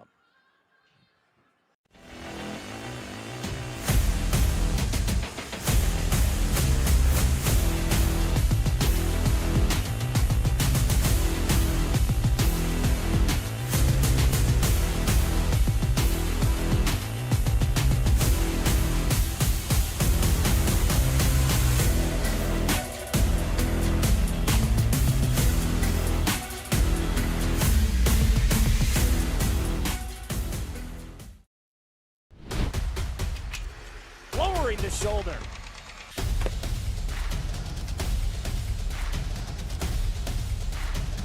Swing and a miss. McGinley scores! And it's going to be a challenge for us. I mean, they're a really talented football team. I think everybody knows that. 4 wide receivers. Pressure. Steps up. Marshall wants to run again. Cuts down the middle of the field. All alone. Touchdown! Warriors! What a cut. Love Peace and Threads Design Bar, a unique new fashion experience in downtown Milford. Get ready to elevate your style by stepping foot in their design shop. Love Peace and Threads Design Bar offers specialized collections of custom apparel. They've got custom denim jackets and sweatshirts to dresses and hats, and they've got a variety of options to choose from. Whether you're looking for a one-of-a-kind piece or you want to set a new fashion trend, their store has got you covered with endless customization options. But that's not all. Their design bar is also the perfect place for a fun and creative night out. And you can do a celebration, book a party, and bring the full experience. Gather your family or friends and design your own custom jacket, complete with patches and your own personal touches, and unleash your imagination and create something truly special with their hands-on design experience. Love Peace Threads Design Bar is more than just a store. It's a place where fashion meets creativity and community.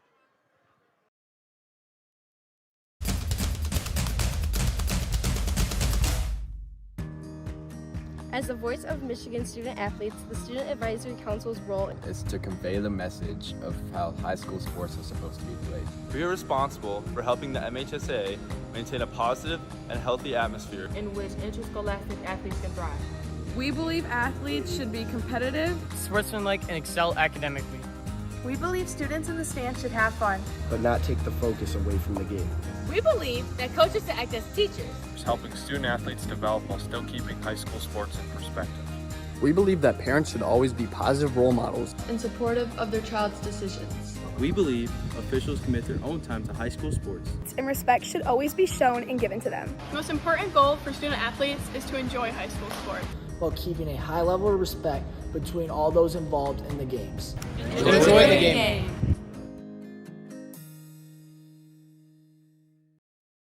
The store is set up. He's got the order, and he's off. It's a full court press. These brands are knocking it out of the park. This, my friends, is the speed we've come to expect from this team. Just look at the precision of that move. And it's out of here.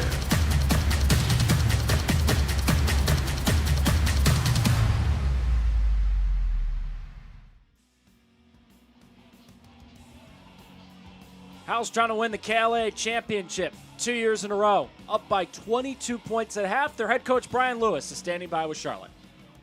Thanks, Evan. Coach, your team was rolling offensively in the first half. What was working so well for them? Yeah, being physical up front, that's where it all starts for us, right? Those backs were churning out, running real hard, and then obviously we got the explosives to go along with it. What was the message for the second half to keep them going strong? Yeah, you got to finish, KLAA championship, no rest for the wicked, and here we go. Thanks, Coach. Yes, sir. Back to you guys. Appreciate it. So, Eric, that is an interesting thing that was just brought up, right? Belleville is a team that all the time, every year, still true this year, they can come back in the blink of an eye. They get the ball to start the second half. Howell is equipped to quickly make that game feel real short. But as we've seen all night, Belleville can get the ball down the field. If they score here, Calvin Norman, Belleville's coach, was not wrong when he told Charlotte going into the locker room. They are getting a little bit more of a push on that defensive line. If Belleville gets a score and a stop, it gets interesting again. Yeah, I think so. That was big at the end of the half, though. Let's make no mistakes about it. Yeah. I think that it was a situation where you get in that end zone and then you get the ball right back, you got a chance to score at minimum. If you get the 2 touchdowns, 12 points. As it turned out, you get nothing. 22 is a big number. They got to make something happen on this first drive. Let's make that clear. But they've blown some opportunities, and you got to establish yourself.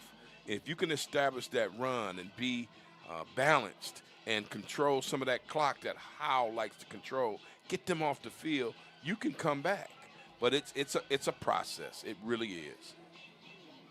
36-14, your halftime score. Last year, an instant classic at Howell. They score with 8 seconds left and get the extra point to win the KLAA championship 30-29. Looking forward here, both these teams 7-1. Both these teams going to make the playoffs. Belleville, a program that year after year would go into the playoffs with hopes of winning the whole thing. And look, they were honest with us. They said, we have high hopes for this team. We think tonight is an opportunity for us to prove to the state that you shouldn't forget about us. But they also know that they lost almost 40 people from last year's team, and it's still a bunch of juniors, and next year could be their year. As for Howell, as that student section is having fun, up by 3 touchdowns as we start the second half. It's a Howell bunch that, yeah, they did lose some stuff from last year. Their great running back Jones is no longer here. He's a Western Michigan Bronco. But you've seen the pieces. You've seen the size. You've seen the talent. And in a crowded Division I field, maybe Howell's making a statement tonight. Yeah, I think Howell has done that and then some. You got to finish the job, and they seem well on their way, but you never know. Trey Britton on the return. Flag comes in as number 6 for the Belleville Tigers gets across the 25 up near the 30. But we'll see if there was something suspicious on the return.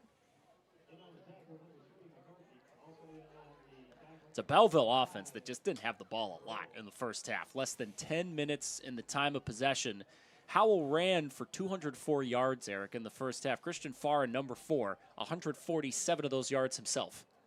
Yeah, that's really tough when one kid has nearly $150 and 3 touchdowns. You got to find a way, hook or crook, to stop him. And then now you got the penalty here on the opening kickoff of the second half. It's got to work for you. If you're Belleville, you got to make some things happen. Going to push him all the way back to the 12. Franklin throw, Britton catch, get it right away in the hands of one of the finest wide receivers in all of high school football in Michigan. And he's got a gain of a few on first down. Yeah, it's really important can't stress it enough. This is big time for Belleville. You drive the length of the field, you go, in this case, 85 yards, then maybe Howell starts to think, well, we got to tighten up. Throw again, catch again, and right out of bounds. Dylan McMullen had a couple of catches on the final drive of the first half. He's got one here, and it's third down. Call it 4 for Belleville. Critical juncture in the football game for Belleville, but Howell needs to keep their foot down on the Belleville Tigers' proverbial neck. Franklin throw, Britton catch, First down and more. Working that outside of the field. Catch, run, get out of bounds. First down, Belleville. It's a good idea. You got time. Run this clock, but it's got to end in scores now. You can't just move the ball down the field and have zeros to show for it. You've got to get 6. Belleville's been really good on third down. They've converted 4 of their last 5. Franklin keeps this time. Kendall Franklin brought down by a couple of Highlanders. Did get to the 30-yard line, but that was it. Brody Stack, Frank Kanka, Jackson Paul, Braden Smith have all been doing work on that D-line tonight. Yeah, those names, they resonate like a veteran group of guys for Howell. They've got a solid core. This is a team that they know what they want to do, and that's part of that's half the battle when you have a goal to win a state championship. You know who you are. Give to Morris. Morris kept his feet. Giante Morris has got the first down. You know, to your point about Howell, right?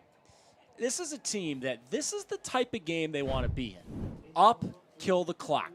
If they're ever in a situation where they have to come back, like they did against Northville earlier this year, it's a trouble spot. They lost. But with their size and the way that they play football, no matter who they play the rest of the way, if they can get up on teams, they're the type of team that can really end that game on you real quick. They really can. And Coach Lewis, I saw some stuff where he said flags all over the play here. I think that's a false start against Belleville. We'll see.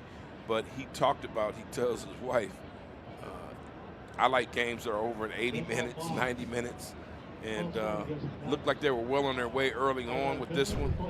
Of course, halftime takes a little longer on senior night.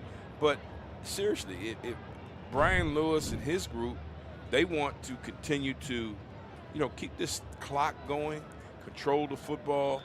And Belleville, they're getting bogged down a little bit with some penalties. And they're just not finishing the drives. They don't have a real solid rhythm. First down 15. Back to Trey Britton. Man, he is shifty. Hanging on for dear life. Good work on that outside part of the field. Jack Spencer brings down Charles Britton. Wow. They're having to do work in that defensive backfield for Howell. Drew Lynn, the starting safety, tore his ACL last week. Good work here by Jack Spencer. Kish helped to clean it up, too. Yeah, nice little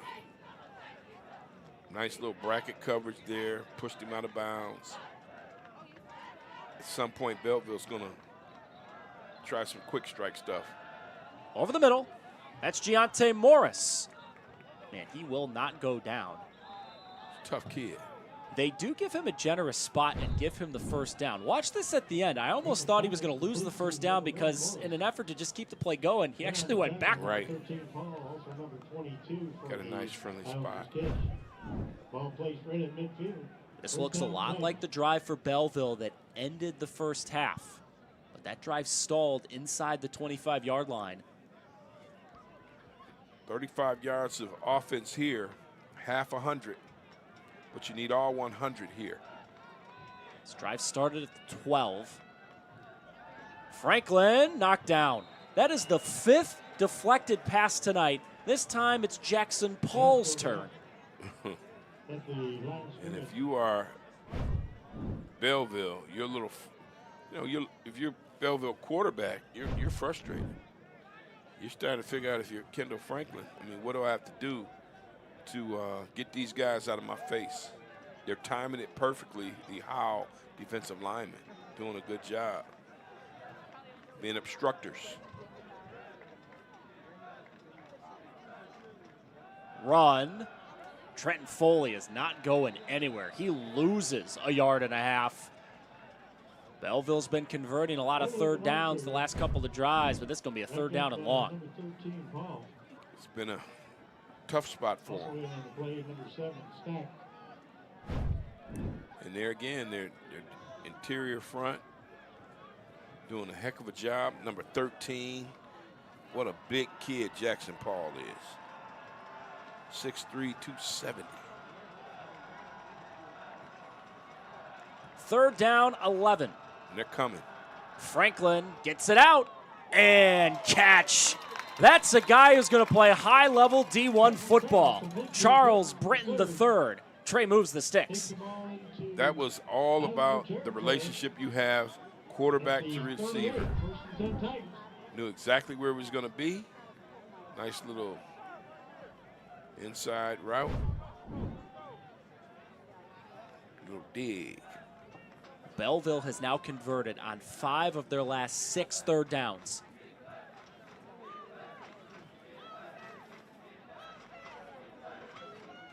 Franklin, throw, right to Howell, that's a pick. Mark Flynn was waiting on that thing. Man, that is a killer. And there's some action that was going on down between Brody Stack and 75 for Belleville. We'll check it. That's Amir Cole. But on the replay, I mean, that's just you're trusting your receiver to get to the spot. There's a pass rush in front of you. Just kind of throw it out there and anticipating where he might be. It just didn't work. That's just tough luck for the home team.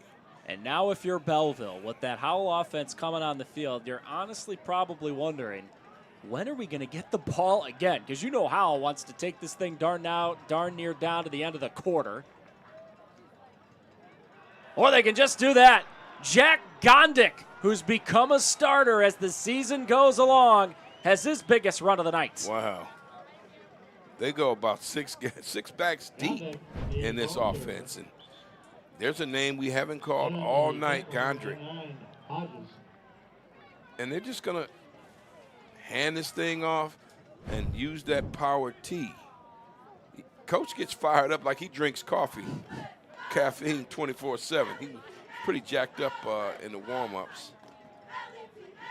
He's confident in what they do. Give Kish a yard. We were saying this earlier, Eric, right? If you were this Howell team coming in, a team that last year that had its best season since 1963, and this season, very similar result. I think if you told this Howell team coming in, you know, Bryce Kish, about halfway through the third quarter, he's only going to have about 30, 35 rushing yards, that go, oh boy, what the heck's going wrong? Well, as you say, it's that deep stable of backs. Kish does have one running touchdown, but tonight we're seeing the depth of Howell. That's it. They're letting, remember what Belleville said? We want to let the state know who we are? Yeah. I think Howell's announcing themselves as, hey, this is what we do. Try and stop it. They execute. Can you imagine how physical their practices are? Can you imagine how, you know, if you don't like contact, this is not the program for you. The DNA of the Howell program is Catholic League. Brian Lewis, really great athlete at De La Salle. His family members have been administrators at Catholic Central for a long time. If you're a Shamrock alum watching this game, you're going, wait, they're just running tight T the whole time. They're running a lot of 36 wham. This time they get Gondik up the middle. This has been Jack Gondik's drive. A couple of big gashes right up the middle. Man, this is punishment time here. If you're Belleville, what is, you're young, you got to remember now, these are 14 to 18-year-old young men. And right here, you're just saying to yourself, we're at home. This is the mental part.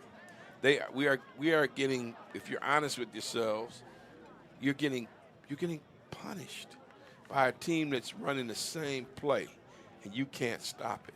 You haven't been able to do it all night.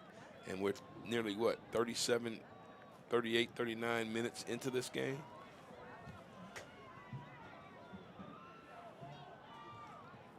Run it again. Christian Farin. What a night! Inside the 5. That close to his 4th. And he is getting up after every play. Hobble into that huddle, but he just keeps on going. Man, this is just the same play that we saw in the first quarter, the same play we saw in the second quarter, the play that you're going to get in the third quarter. He's running off tackle between the guard and the tackle, and he's just ripping off nice run after nice run after nice run. That close to a larger lead for Howell. It's a clinic. It is a clinic. Do they dance into that paint yet again? This is Bryce Kish. They're dancing into the paint again. Bryce's second tonight, his 19th of the season. I mean, if you love smash mouth football, that's a phrase that everyone discusses. This is the game for you on the Howell side. This is all about working synchronicity. This is all about coordination. This is about collaboration, loving your teammates, doing what we do in practice. Wilson Zemlich back out there. Top tackler on D, and a busy man kicking the extra points. Those in the know, Eric. Yes. Hi, Goose Poop. Thought that Howell was going to have a chance to really run away with this one against Belleville tonight, and we have another flag on the extra point. We'll check it out and see. Nice acting job, but let's get to the drive.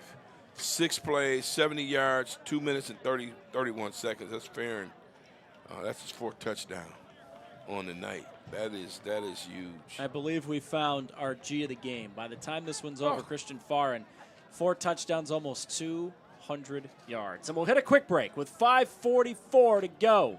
Third quarter. Howell keeps scoring, and that KLAA championship right in their sights.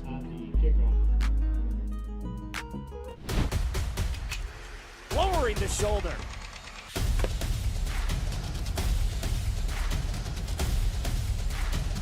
Swing and a miss. McGinley scores! And it's going to be a challenge for us. I mean, they're a really talented football team. I think everybody knows that. 4 wide receivers. Pressure. Steps up. Marshall wants to run again. Cuts down the middle of the field. All alone. Touchdown! Warriors! What a cut.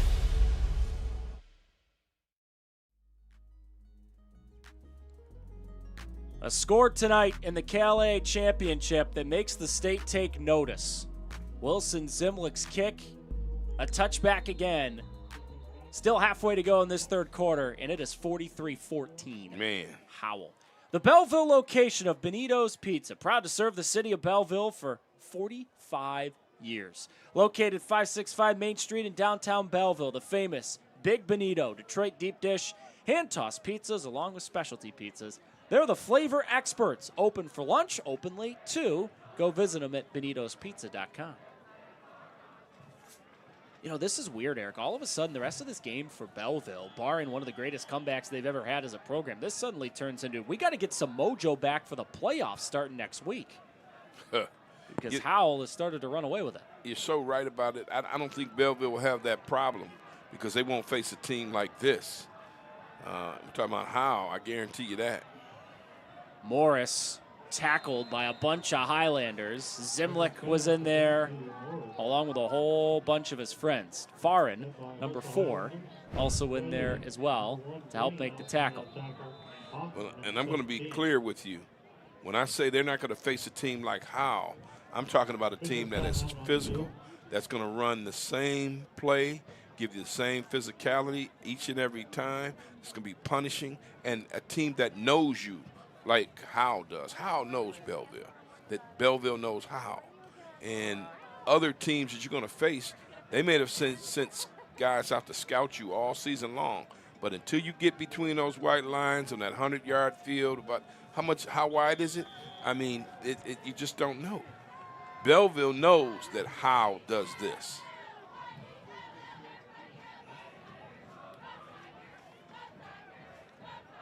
Franklin hands. And a run for Trevor Falconer that sets up 3rd down and short for Belleville. Eric, you were talking earlier about Calvin Norman and his resume. All that stuff he's done is great, but that picture, I have never looked that cool in my life. I will never look that cool in my life. He's a stylish guy. happen to know his wife, life partner, daughter, just a great family man. He's a guy who's worked at Detroit Diesel for over 30 years. Used to go to Cody and coach that football team, and we've had some great moments together. I love what he's done. I love what's happened to his career and what he's done for this program. A lot of guys that he had on his coaching staff have moved on, a lot of good friends. And Calvin Norman cares about young people. One of the guys that I coached and taught at Inkster High School, Devin Gardner, used to play for Coach Norman when he was a West Side Steeler. And you know what Devin's doing. I mean, he's done such a great job. But Calvin Norman pours into kids. He pours into young men and does such a fabulous job. You can't say enough about what he means to high school football. And he's gotten his just due here at Belleville with the hard work that he's put in for over 30 years. And then some. Mm-hmm. Do have a delay here before the third down. They're checking out one of the Belleville Tigers down on the field. I think that's a cramp. As Trevor Falconer, who had the last run, gets to his feet. Good to see him walk off the field. Falls here at R&G Solution LLC got you covered. From full yard leaf cleanups and curbside pickups, along to complete lawn care for residential and commercial properties, they do it all. Let their team keep your yard looking its best all season long. Call the number 734-231-9050. Third down 4 here for Belleville. Clock running, under 5 to go in a third quarter. It's looked like the game, dominated by Howell. Franklin gives it, and this is a big burst. Belleville's been waiting for this all night. Finally, they get a big chunk play on the ground. Derek Taylor on the move. Man, hello. That'll wake you up. That'll get the blood flowing, and this is the speed that you wanted to see early on. They have an advantage there. They just can't possess the ball long enough or get it in a position where they can use plays like that. That's just like a nice block, and all the rest was Taylor. Third different guy to run it tonight. Falconer, Foley, and Taylor. Drive keeps moving. They keep it on the ground, and Taylor's running hard. Zimlick brought him down, and a flag is out. Little horse collar there. That's an easy call. I can see that from here with those bad eyes of mine. But I tell you, the Belleville Tigers, just when you start thinking, hey, it might be over, they continue to play hard. And again, that's what we were saying as Zimlick runs off the field. Belleville, you want to get some momentum back, not just for the remainder of this game, but going into the playoffs. And also, as you see guys start getting banged up, this is tough. This is a championship conference game here. Guys are playing hard. This is a little bit added oomph, a little bit added something in a game like this right before the playoffs, and both sides are just hoping no one gets seriously hurt here down the stretch. Absolutely love the fact that the Kensington Lakes Athletic Activities Association has this. You should always play for something, and you have to think about it because the state championship is not a sprint, it's a marathon, and this game matters to a lot of kids, just like the PSL championship matters, the Prep Bowl matters, all of those games. But you want to hold that trophy during Thanksgiving weekend, too. Run again. Taylor brought down with another flag. Brody Stack may get called here. Taylor's running so hard, it's tough to bring him down, and they're forcing penalties to be thrown on Howell's defense. Yeah, check it out. I mean, in the crowd. Officials huddling up here. Are they going to pick it up? I didn't really see anything. Yeah, they pick it up. That's the right call. Yeah, I didn't see anything there. Just a physical slam. If you're gonna call a penalty on that, we might as well shut this thing down. So I'm glad the officials thought better.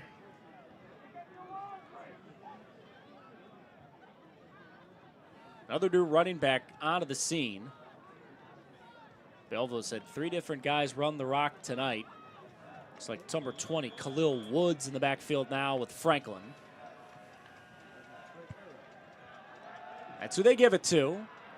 Not a ton. Ball up to the 10, and it'll be 3rd down. Belleville can't get the first down here without scoring a touchdown. See what they can do here. And Belleville is at that point now. It's Mardell Lewis who was on the carry, by the way. Beg your pardon. Belleville's got to – didn't I say this before? They're going to have to get in the end zone. I think I said that the last 3 or 4 times they touched the rock. Does Howell's D bend? Don't break again. Incomplete. Flag down as Paul hit Franklin, the quarterback. Morris incomplete. And let's see if this is the 3rd defensive flag on Howell in the last 4 plays.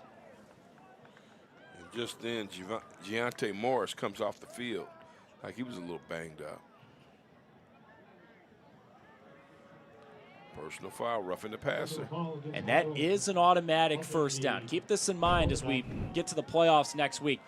Only flag in Michigan high school football that results in an automatic first down is anything that starts with roughing. And because that was roughing the passer, it is automatic Belleville first down. Trevor Falconer back in. Good to see that. Left via injury earlier in the drive. Belleville trying to punch it in. First time in the second half. Falconer blown up. Alex Adam, whose role just keeps bigger and bigger, wraps him up for a big loss. And if you're Belleville, this is 4-down territory for the rest of the game if you're going to get back in it. But just because you want to get back in it doesn't mean that the Highlanders are going to stop pursuing you defensively. Great pursuit there. Gang tackling, a lot of odd numbers, 7, 9, 13.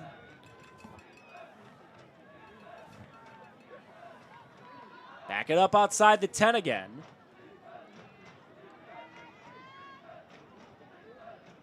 Franklin, lob, end zone. Oh, he went up and got it. Learned that name. Charles Britton III for 6. And the officials had the nerve to talk about it. That was a no-brainer. That was a touchdown. If I ever saw one, that is big time. Wait till you see this replay. You don't need a replay for this one. This was both feet down. That's good. There is no conversation. Check this out. Brought it right in. Bam. Touch, touch. That's big time. It's been a frustrating night for the Belleville Tigers, but some highlights for one of the finest wide receivers in Michigan. They will elect to go for 2 here again. It would get that lead down to 21. Franklin the roll. Kendall Franklin needs magic. Incomplete. They just cannot convert those things. How many points have they missed here? Another break here at Belleville High. 2:47 to go, 3rd quarter. Touchdown for Belleville. A highlight for Trey Britton. You'll be seeing a lot of that going forward. The store is set up. He's got the order, and he's off. It's a full court press. These brands are knocking it out of the park. This, my friends, is the speed we've come to expect from this team. Just look at the precision of that move. And it's out of here.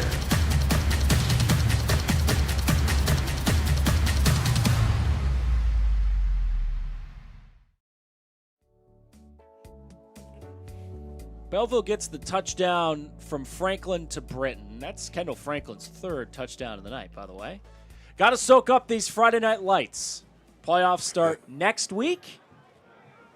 A 4-week sprint to Ford Field. And those state finals, remember, they're on Friday, Sunday this year. No Saturday because Michigan State's playing a home game that Saturday of Thanksgiving weekend. Give us a chance to digest the Thanksgiving leftovers.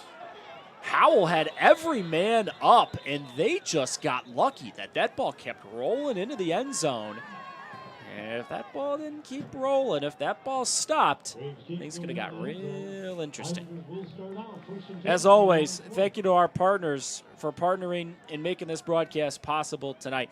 Burhops Collision, one of those partners, established in 1946. Family business here in Belleville for over 79 years. They offer free estimates and take the hassle off your plate by dealing directly with the insurance company. Stop in and see them or call that number on the screen, 734-699-3641. Belleville sees Howell up by 3 scores. And Howell wants to bleed off as much clock as they can here. Last year they had big drive after big drive. Gondik wrapped up a couple of yards on first down.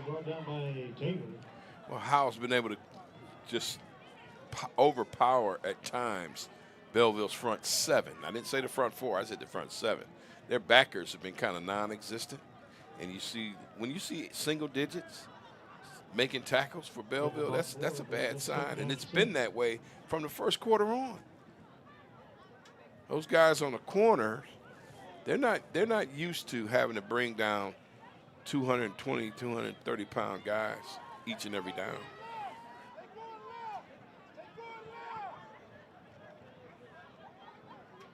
Run again. Not a ton. Third down coming for Howell, who has thrown a pass today, by the way. They threw one. Barb threw a third down touchdown to Brody Stack. You wonder if Preston and the Howell Highlanders and Brian Lewis put it in the air here. 3rd and 4. If if Belleville can somehow get off of the field, get their defense off the field, you never can tell. You got to get some momentum here. You got to get a stop, period.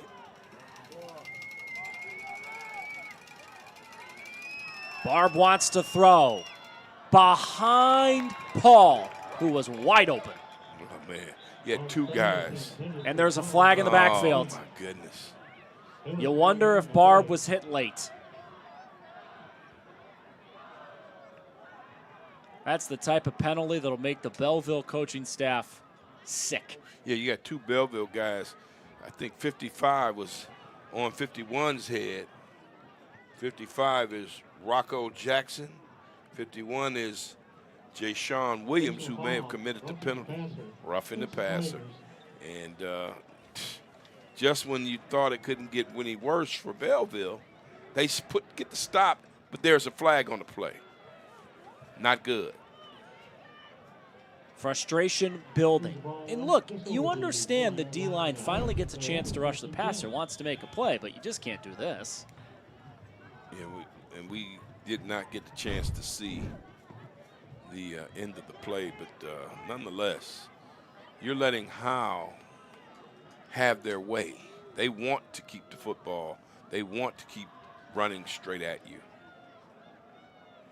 Gondik, big hole.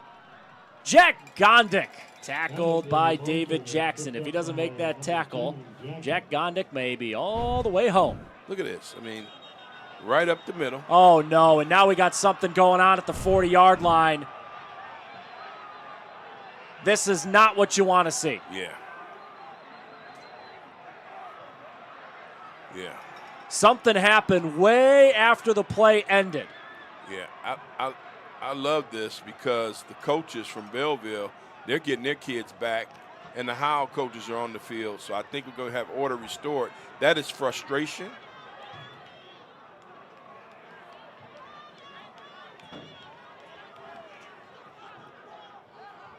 Belleville coaches are hollering at one of those officials on the 30-yard line. And then you got the police officer on the field, the resource officer. Bryce Kish is the one for Howell who was mixed up in a lot of that.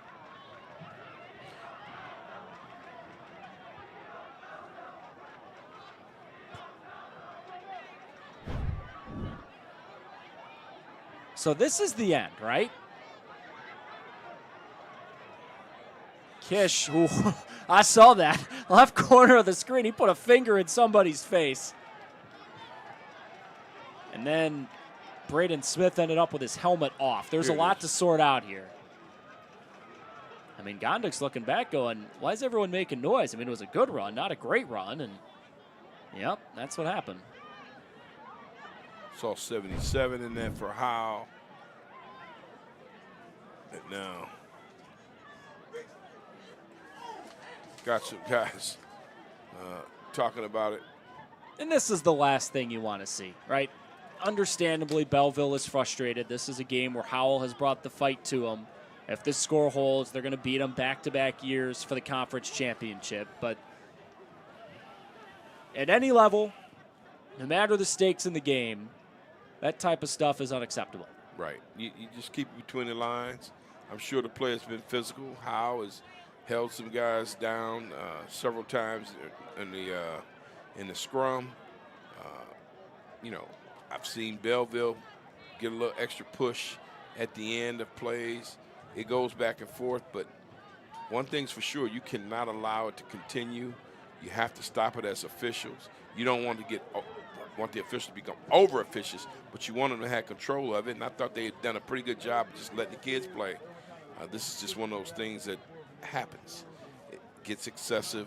One team's dominating the other, and the frustration boils over to one that's getting pushed around a little bit. And I think part of the reason why the officials are taking so long here is, A, they have to figure out who the penalties are on and if there's any penalty yardage assessed. Also, they have to figure out, is anyone ejected from this game? Yeah. Which could be a problem going forward to the playoffs if anybody is not able to play. How number 0? Who's number 0 here? So that was the head coach, Brian Lewis, who came in and pushed Braden Smith away. He's a great player both ways, so they can't afford to lose him. And then I wanted to say that was Giante Morris that yanked his helmet off. But just one of those things. Got a little heated. But I like the way the coaches ran out and cleared this thing up. Now the officials have to do their part of the job. And I think Brian Lewis's wife is going to be a little bit upset because he said, hey, 80 to 90 minutes.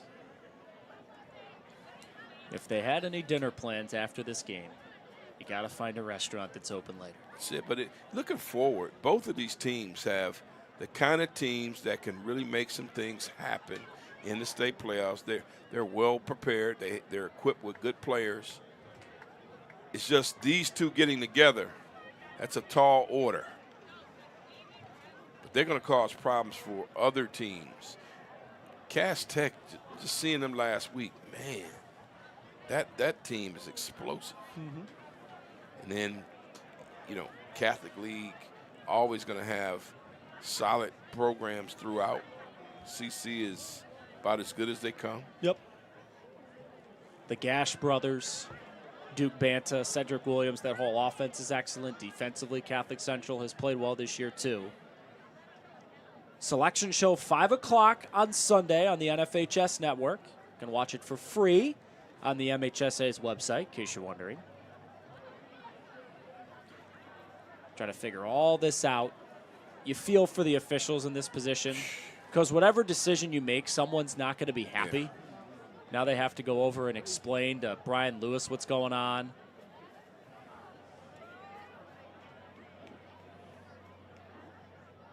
Judging by whatever his facial expression is, you may be able to tell whether he likes what's going to go on here or not. It looks like he's pleading his case.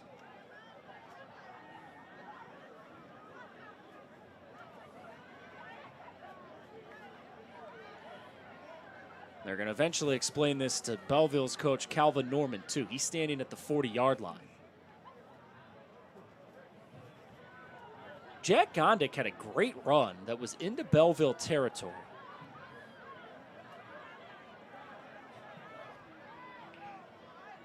So we have unsportsmanlike on both sides.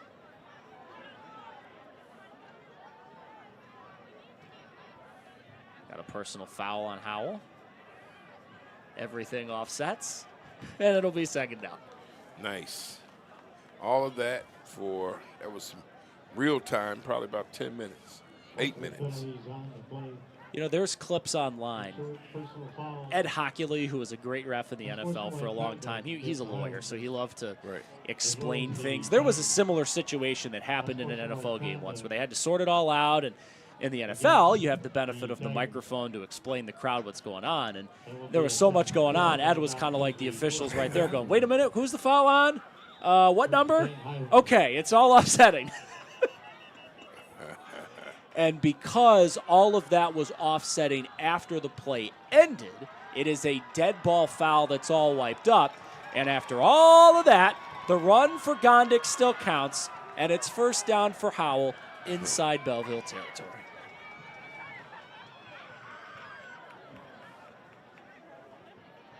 And now I think I speak for everyone watching this game, not just here, but however you're watching it, phone, TV. We got a minute to go in the third, 12 minutes in the fourth. No funny business here. That's it. Can't afford it for both teams.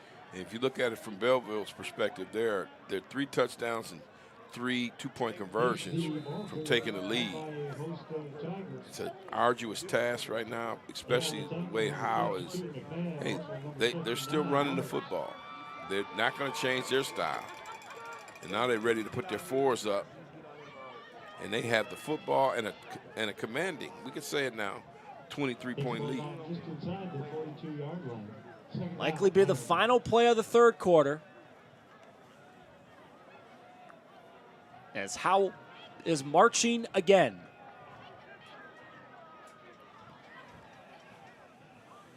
Gondik. Oh, man. Brought down by his shoelaces by Zuby Ruff. That saved a touchdown. What can you say? This is, hey, this is king of the mountain type stuff. To the fourth quarter we go.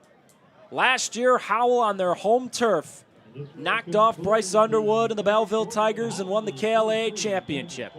This year, they've gone on the road, and they are 12 minutes away from winning the championship again. At Foodie Centric, our client's agenda is our first priority. We specialize in unique items that are memorable and drive profits to your bottom line immediately.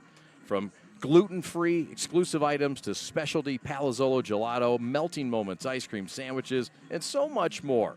Foodie Centric Solutions will have you set for success today, tomorrow, and into the future. Foodie Centric Solutions at the center of all of what's important to get to your last goal. Lowering the shoulder. Hello. Testing. Swing and a miss. McGinley scores!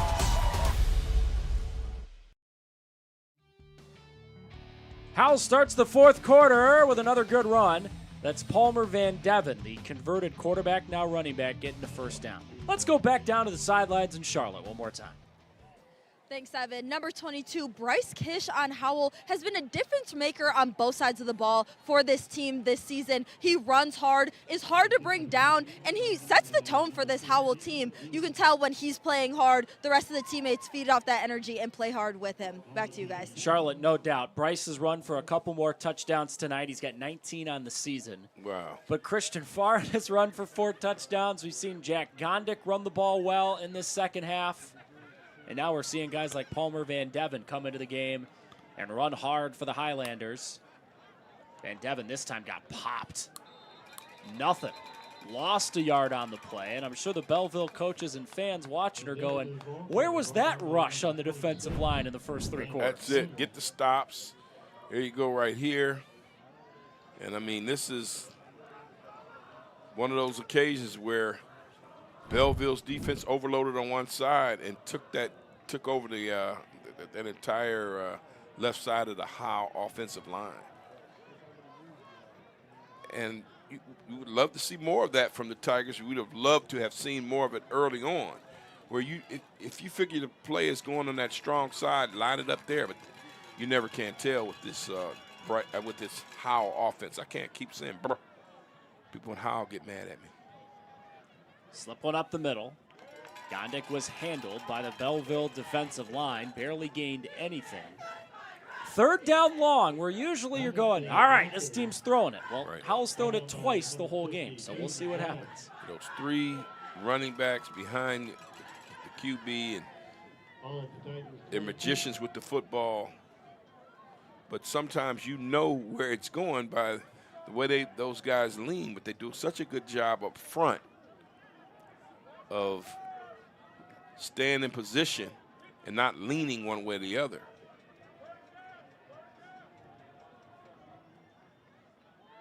They will try to throw.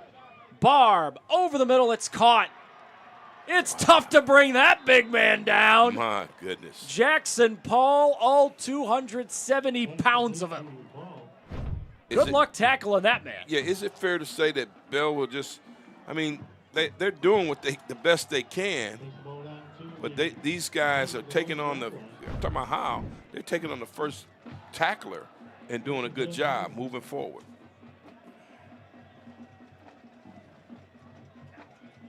They do spot that ball on the first down at the 11. So Howell can get a first down without scoring a touchdown. Another Howell drive, as they're 11, 12 yards away from a KLAA title game 50 burger. That's what I was just about to say. You do realize they're almost at 50 points. Bryce Kish, give Howell a 50 burger. His 3rd rushing touchdown tonight. And I think tonight the Howell Highlanders are telling the whole state, don't sleep on us when the playoffs start next week. You say 50 burger, I say half a hundy. And there it is. They both equal halfway to 100 points, and that's what they're on their way to against a Belleville defense that, like I said, they haven't been awful this year. They've been solid. Wilson Zimlick better make this extra point, or we're going to have to wait for the 50 burger. This is the most suspense in a 49-20 game with 8:52 to go and an extra point the entire season. Zimlick to make us look smart.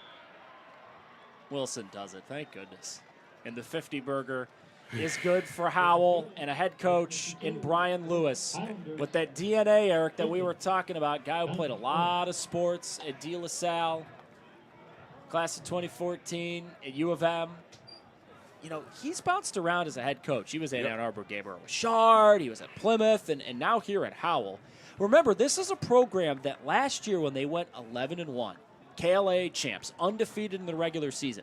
It was their first undefeated regular season since 1963. John F. Kennedy was the president the last time Howell had a season as good as they did last year. And this year they're proven they're not going anywhere. They're here to stay. Yeah, I think Brian Lewis is a guy who, at some point in his career, he'll end up somewhere coaching at the next level. When I say next level, I mean college. He's built for that.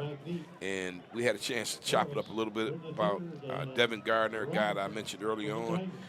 For him to work at the University of Michigan with Rich Rod, with Brady Hoke, and the stuff that offensive minds he's been around. I think Al Borges as well. I mean, this guy, he's advanced. Trey Britton's got it. Anytime he's got it, he can make magic happen. Charles Britton III across that 40-yard line, up around the 42.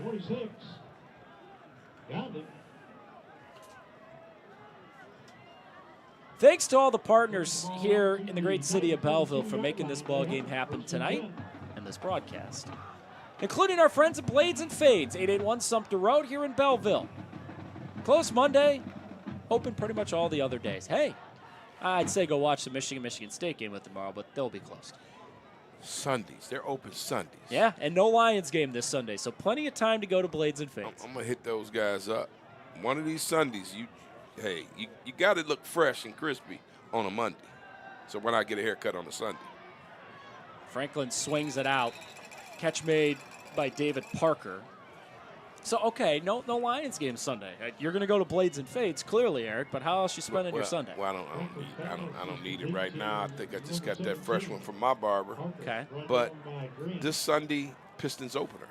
That's right, against the Celtics. Season tickets. There you go. Got to be there. You pay the money, you might as well go. So I'm there. Ooh, big hit. First carry of the ball game for Cameron Sims, and it's 3rd down and short. Pistons lost a tough one in the opener against the Houston Rockets the other night. Beg your pardon, against the Bulls. They're on the road at the Rockets tonight, and then, yeah, they come back home. Going to be a great year. I think Cade is, just set himself up to be a foundational player, not only for the Pistons, but for the National Basketball Association. Pistons are up by 5. 3 minutes to go in the second quarter, by the way. They get it to Trey Britton, and he's got another first down for Belleville. On a night where Belleville's going to be frustrated by the final score, Charles Britton already the 2 touchdowns, and maybe 1 or 2 more here down the stretch. They could mess around and score, get 4 touchdowns, and lose the game. In a high school football game, 4 touchdowns is pretty good. But I tell you what, the Howell offense, it's unfadable today, that's for sure. They are solid. Franklin kept it. Kendall Franklin won't go down. Again, this is a night where Belleville's going to be frustrated, Eric, but there's a lot of positives they can take. One of them being Kendall Franklin really ran hard from that quarterback spot.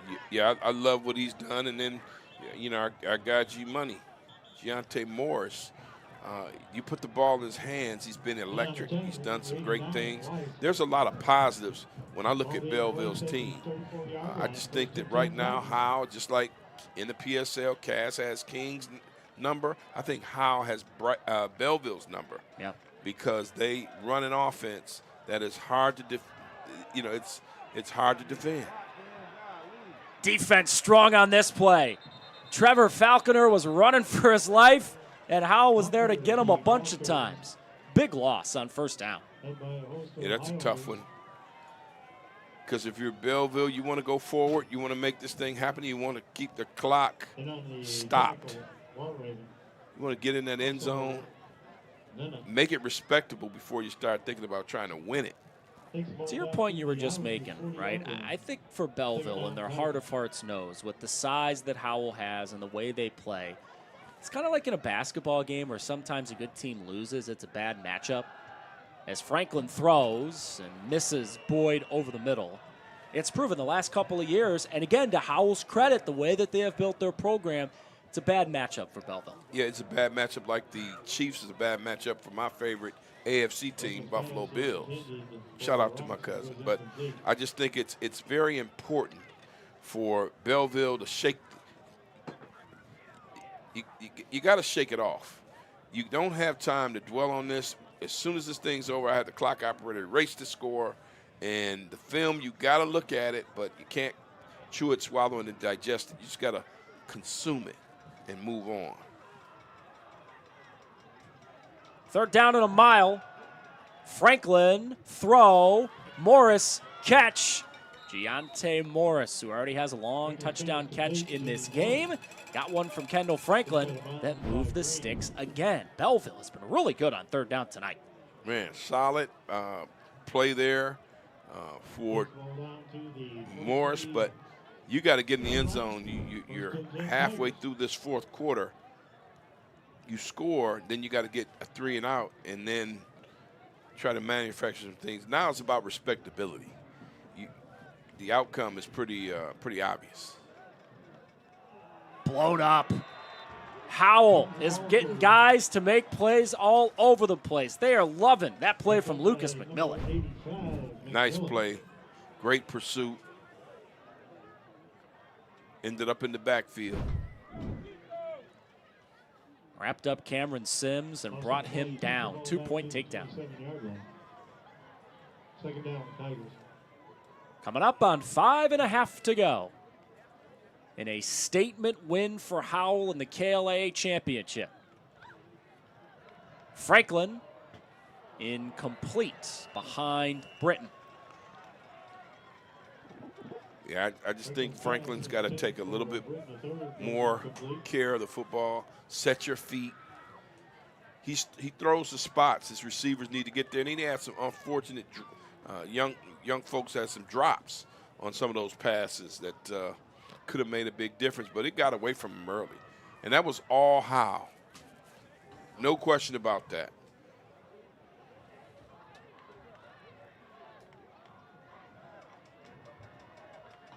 They're down again. Wide open, man. Great play call. This will be Belleville touchdown. David Parker strolls in. And that is the 4th passing touchdown tonight for Kendall Franklin.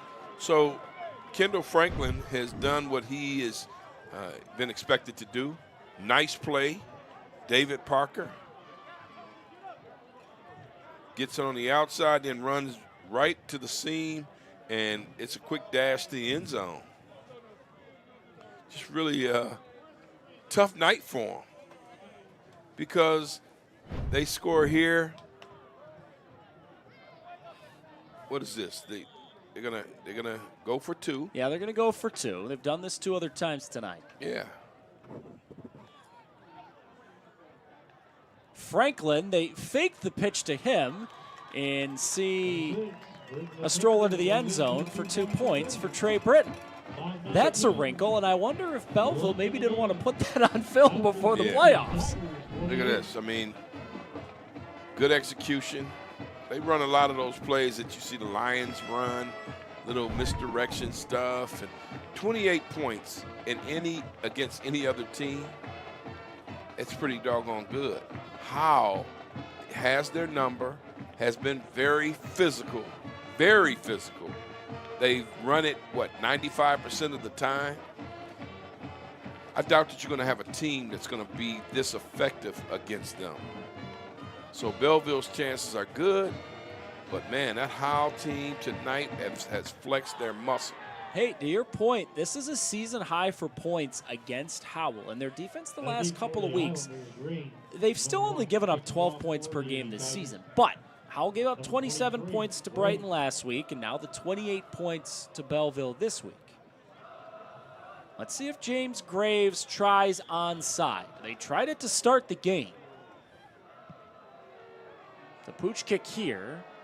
It bounds away from Green, who slides down smartly at the 22-yard line.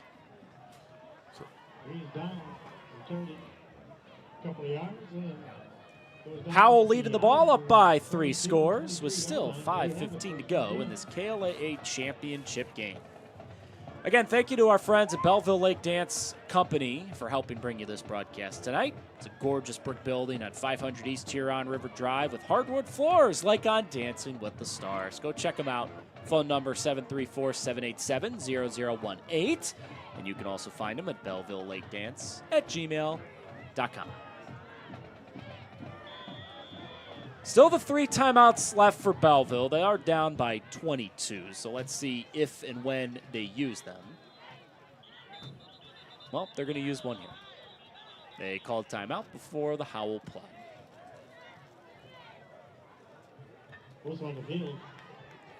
Looks like they had bodies late coming on the field, so.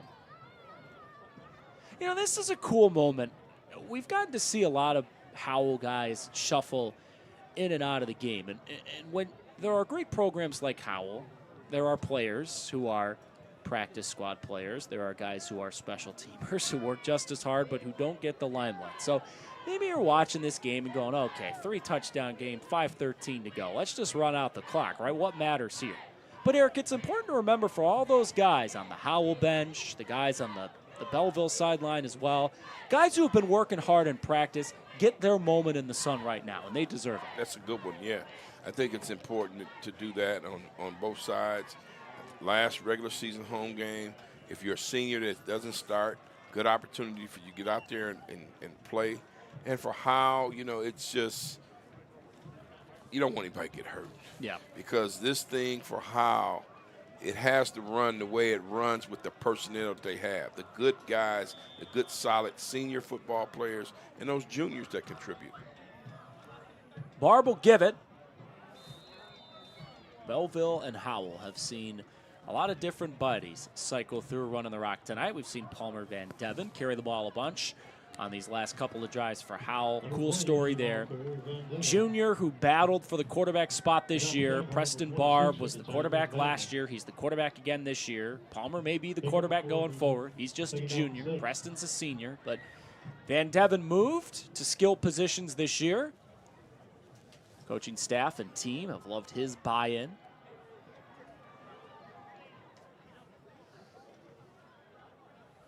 Howell in no hurry. They want that clock to move faster. Gondik up the middle. Man, he's run hard in the second half. Look at Jack Gondik go. Didn't start the year as a starter. He's running that rock now.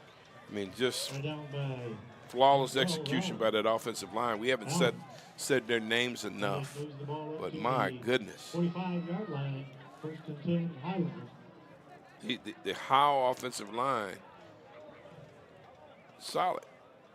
Sam Gondik got his little brother Jack Gondik out there doing his thing. I mean, just impressive football players. Sam's a big old tackle there. Give it to Van Deven again. Handful of Tigers bring him down. Zuby Ruff, one of the better freshman D linemen in the state. Number 70 helps to make the tackle. Landon Joyner, I saw him in the warm-ups, man. My goodness, he might get an inch in the program. He's not 5'10", okay? He is a bowling ball, I know that. It's close enough to see him there. 54. Didn't he change numbers? Is that McLaren? McLaren, 54.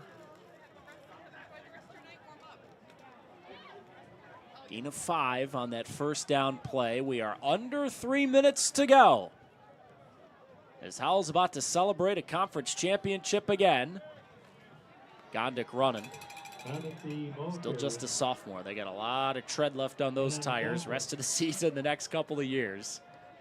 3rd down very short. If Howell gets a first down here, they are officially in victory formation mode. Man. Very impressive play. I want to say that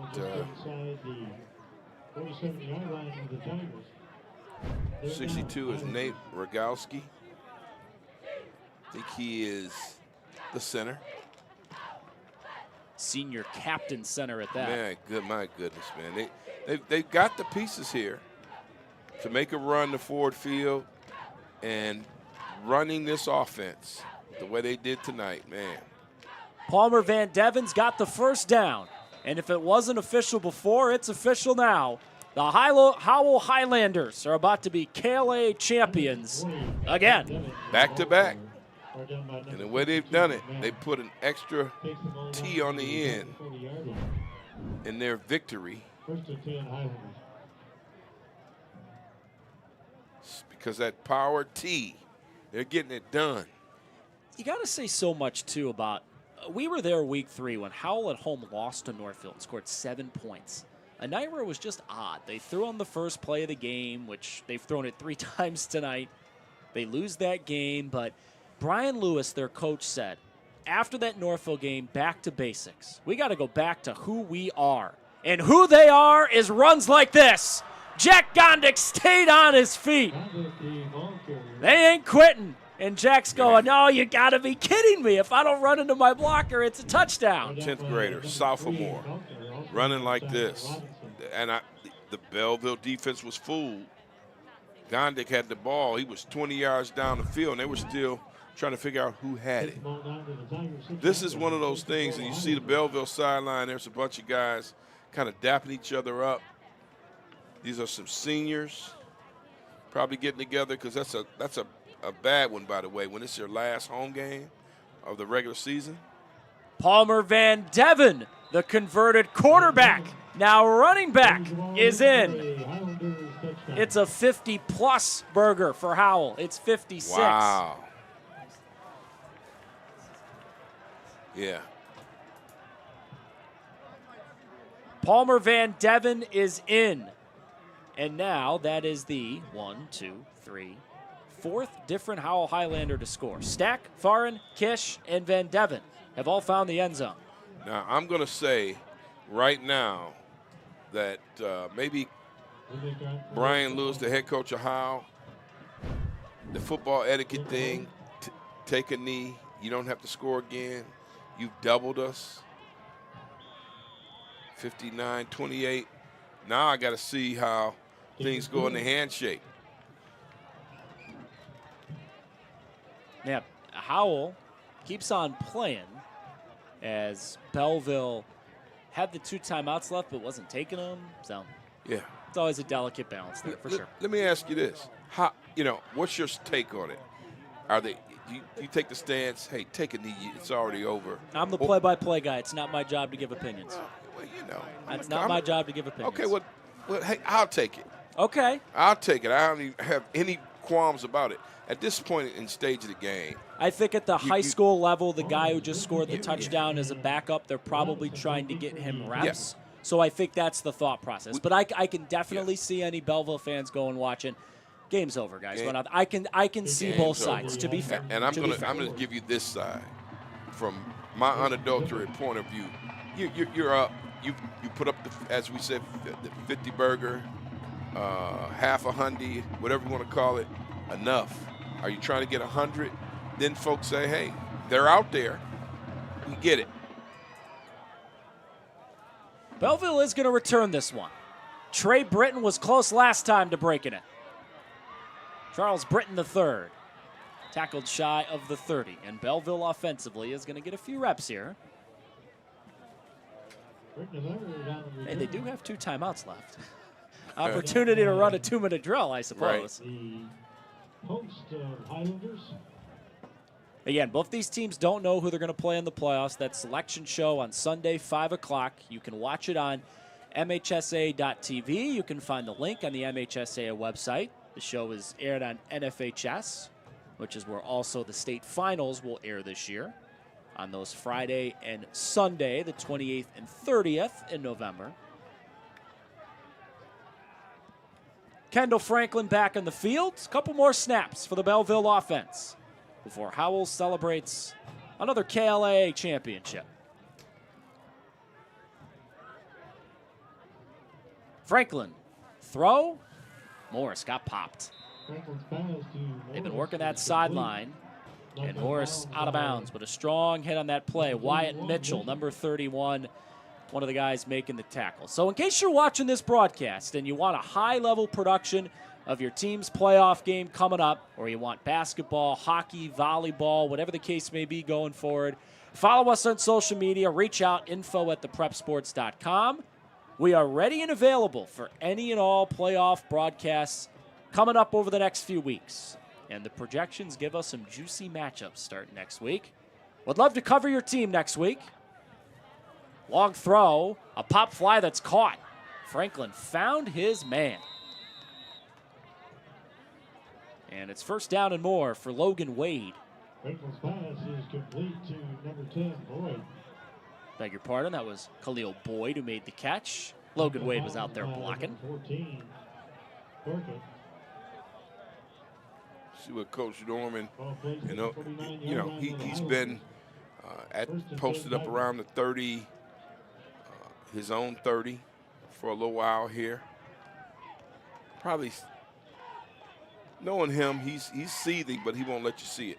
Oh, nice sliding catch. That time it was Logan Wade who went down to get it. Again, Belleville not going to be their night tonight, but Kendall Franklin with the 4 passing touchdowns.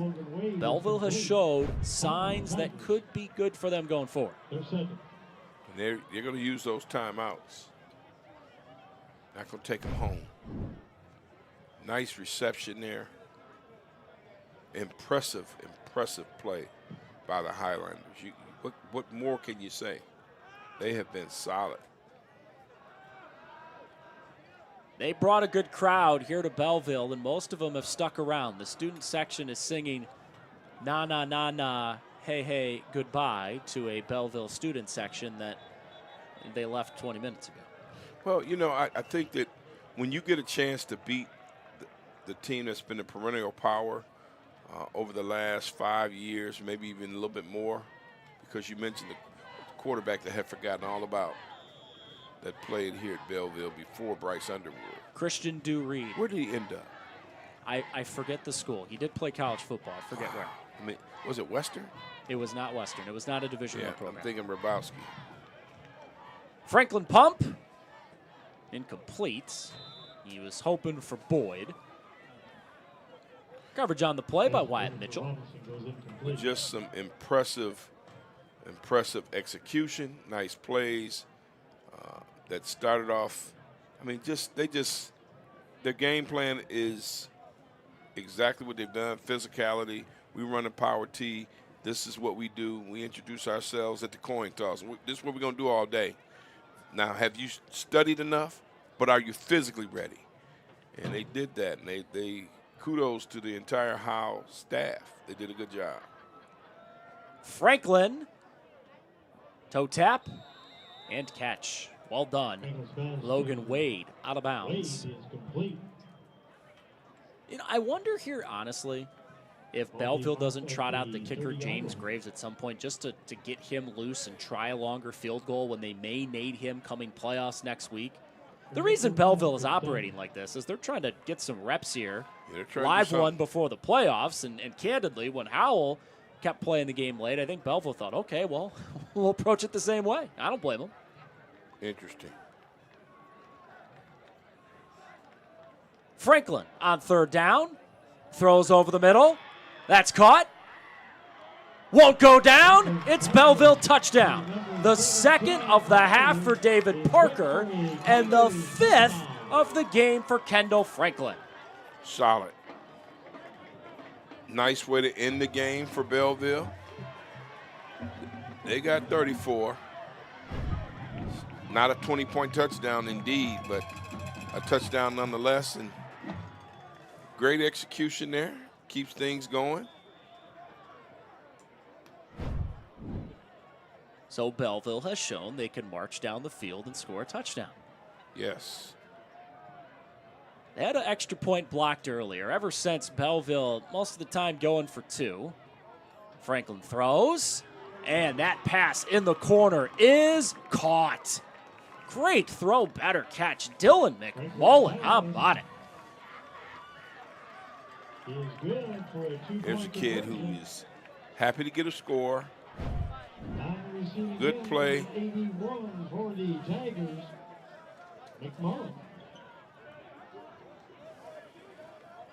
Might he be the next one on the list of fine receivers here at Belleville? That's a 10th grader. It's a team that, look, Belleville understood, young. Lost 40 players from last year's team. They think next year is going to be the year when they really pop. Score may look different at this time next year. And the KLAA divisions will look different next year. And in case you missed the news, the divisions will be different in this conference starting next year. KLAA West, KLAA East are going to go the way of the dinosaur. They're not going to exist anymore. The KLAA Black division will be Belleville, Canton, Fordson, Northville, Novi, Plymouth, and Salem. The other division, the gold, is Brighton, Dearborn, Crestwood, which we covered earlier this year on the prep. They're going to be joining the KLAA gold next year. Heartland, Westland, John Glenn, Wayne Memorial, and Howell will round out the gold. So we could get another rematch in the KLAA championship game between these two teams next year, as they have decided to shuffle those divisions. Well, what happens to the Western Wayne now? Because Crestwood is up out of there. And I used to be the AD at Romulus, and it's tough. It's not the toughest conference in the world by far, but they're going to be looking for members. And this is sort of like the college model. You just never know who's going to go where. There's been some talk for some years about the KLAA, and I like the conference. I love the balance that they have at the top. I just think that the schools at the park, where I used to work at Canton High School, you got Plymouth, Salem, and Canton, and they just can't seem to get with just a lottery system and no true sense of getting kids balanced, play, come over there for athletic reasons. I mean, it's about as pure as a high school as it gets. They don't really put an emphasis on athletics. What do you do with those teams? That's it. Howell has done it. For the second straight year, the Howell Highlanders are champions of the KLAA. And 1 year after they had the best season since a Kennedy was president, They have proved that this year is no fluke. And if you forget about the Howell Highlanders going into the playoffs, do it at your own peril. Well, I just think they put on a clinic tonight with what they do, and they were really solid. I mean, this is what we're going to do. We're going to run the football and try to stop it, and Belleville just could not do it early or late for that matter.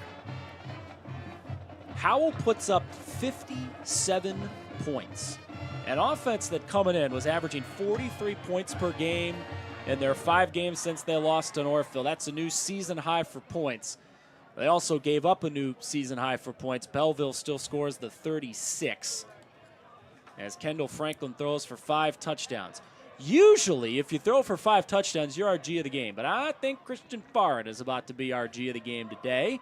Christian for Howell runs for 4 touchdowns. Bryce Kish had 3. He now has 20 on the season. But it was Christian's night. And as they finish up that handshake line, Charlotte Turbrock is going to be joining Christian, and he's going to be talking as our G of the game in just a moment. Both these teams will find out their playoff route on Sunday. Selection show 5 o'clock on the NFHS Network. Both these teams will be in the playoffs. But for today, Howell celebrates. They're KLAA champions again, and our G of the game, Christian Farren, down on the field with Charlotte Turbrock as the entire Howell team is about ready to celebrate this interview. Let's go down to the field. Charlotte standing by with Christian. Thanks, Evan. Christian Farren is our G of the game, sponsored by G Brand USA. 4 touchdowns, 200 yards. What was working so well for you offensively here tonight? Our O-line did a really good job. We worked really hard all week, and we just executed really good. KLAA champions back-to-back years, winning over Belleville. How does it feel? It feels awesome. I mean, we worked so hard all season. We earned it. What are some of the things that you're going to be taking into the postseason? Just keep the intensity up, work as hard as we possibly can every week, and just keep going. Congrats on the win. Thank you. Thank you. Back to you guys. Charlotte, I think Christian's still in game mode.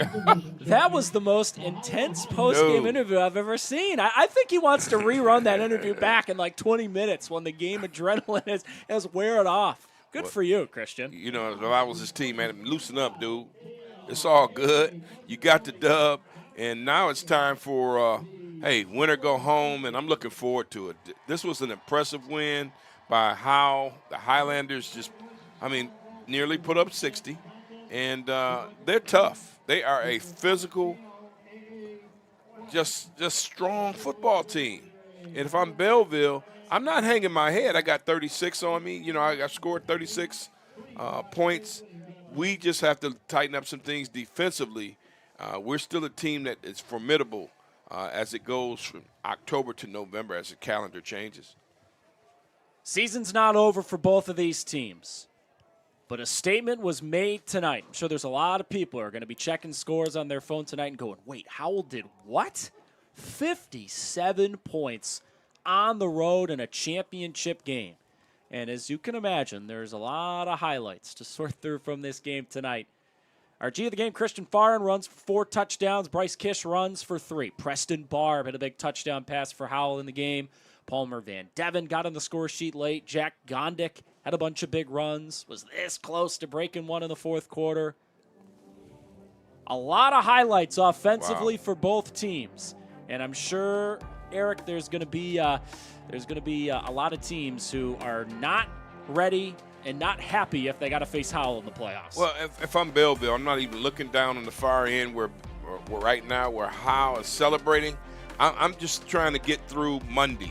Once we get through Monday, you don't have to worry about the film. You have to learn something from this, but then you got to change the tempo, change the game, and get ready for your first round game. You can't go out like this. You cannot let the first round be a dud, because then you'll find yourself in a place where you don't want to be, which is be at home before Halloween. Pleasure to cover this KLAA championship game tonight, and shout out to our hard-working crew for making it happen. One of our longest games of the year and one of the chilliest as well. Jay, Daniel, David, and Chris on our cameras tonight. The Hunt Man, Rob Hunter on graphics and audio. Matt Schwartz running replay. Alex Westfall, our fearless producer, our fearless leader, is the executive producer tonight. Jake Yono, Tom Cavanaugh on stats. Charlotte down on the sidelines. Eric Pate sitting next to me in the booth. Evan Stockton saying so long from Belleville tonight. KLAA champions, the Howell Highlanders again. And both these teams off to the playoffs. They find out their fate on Sunday. So long, everybody, from Belleville High.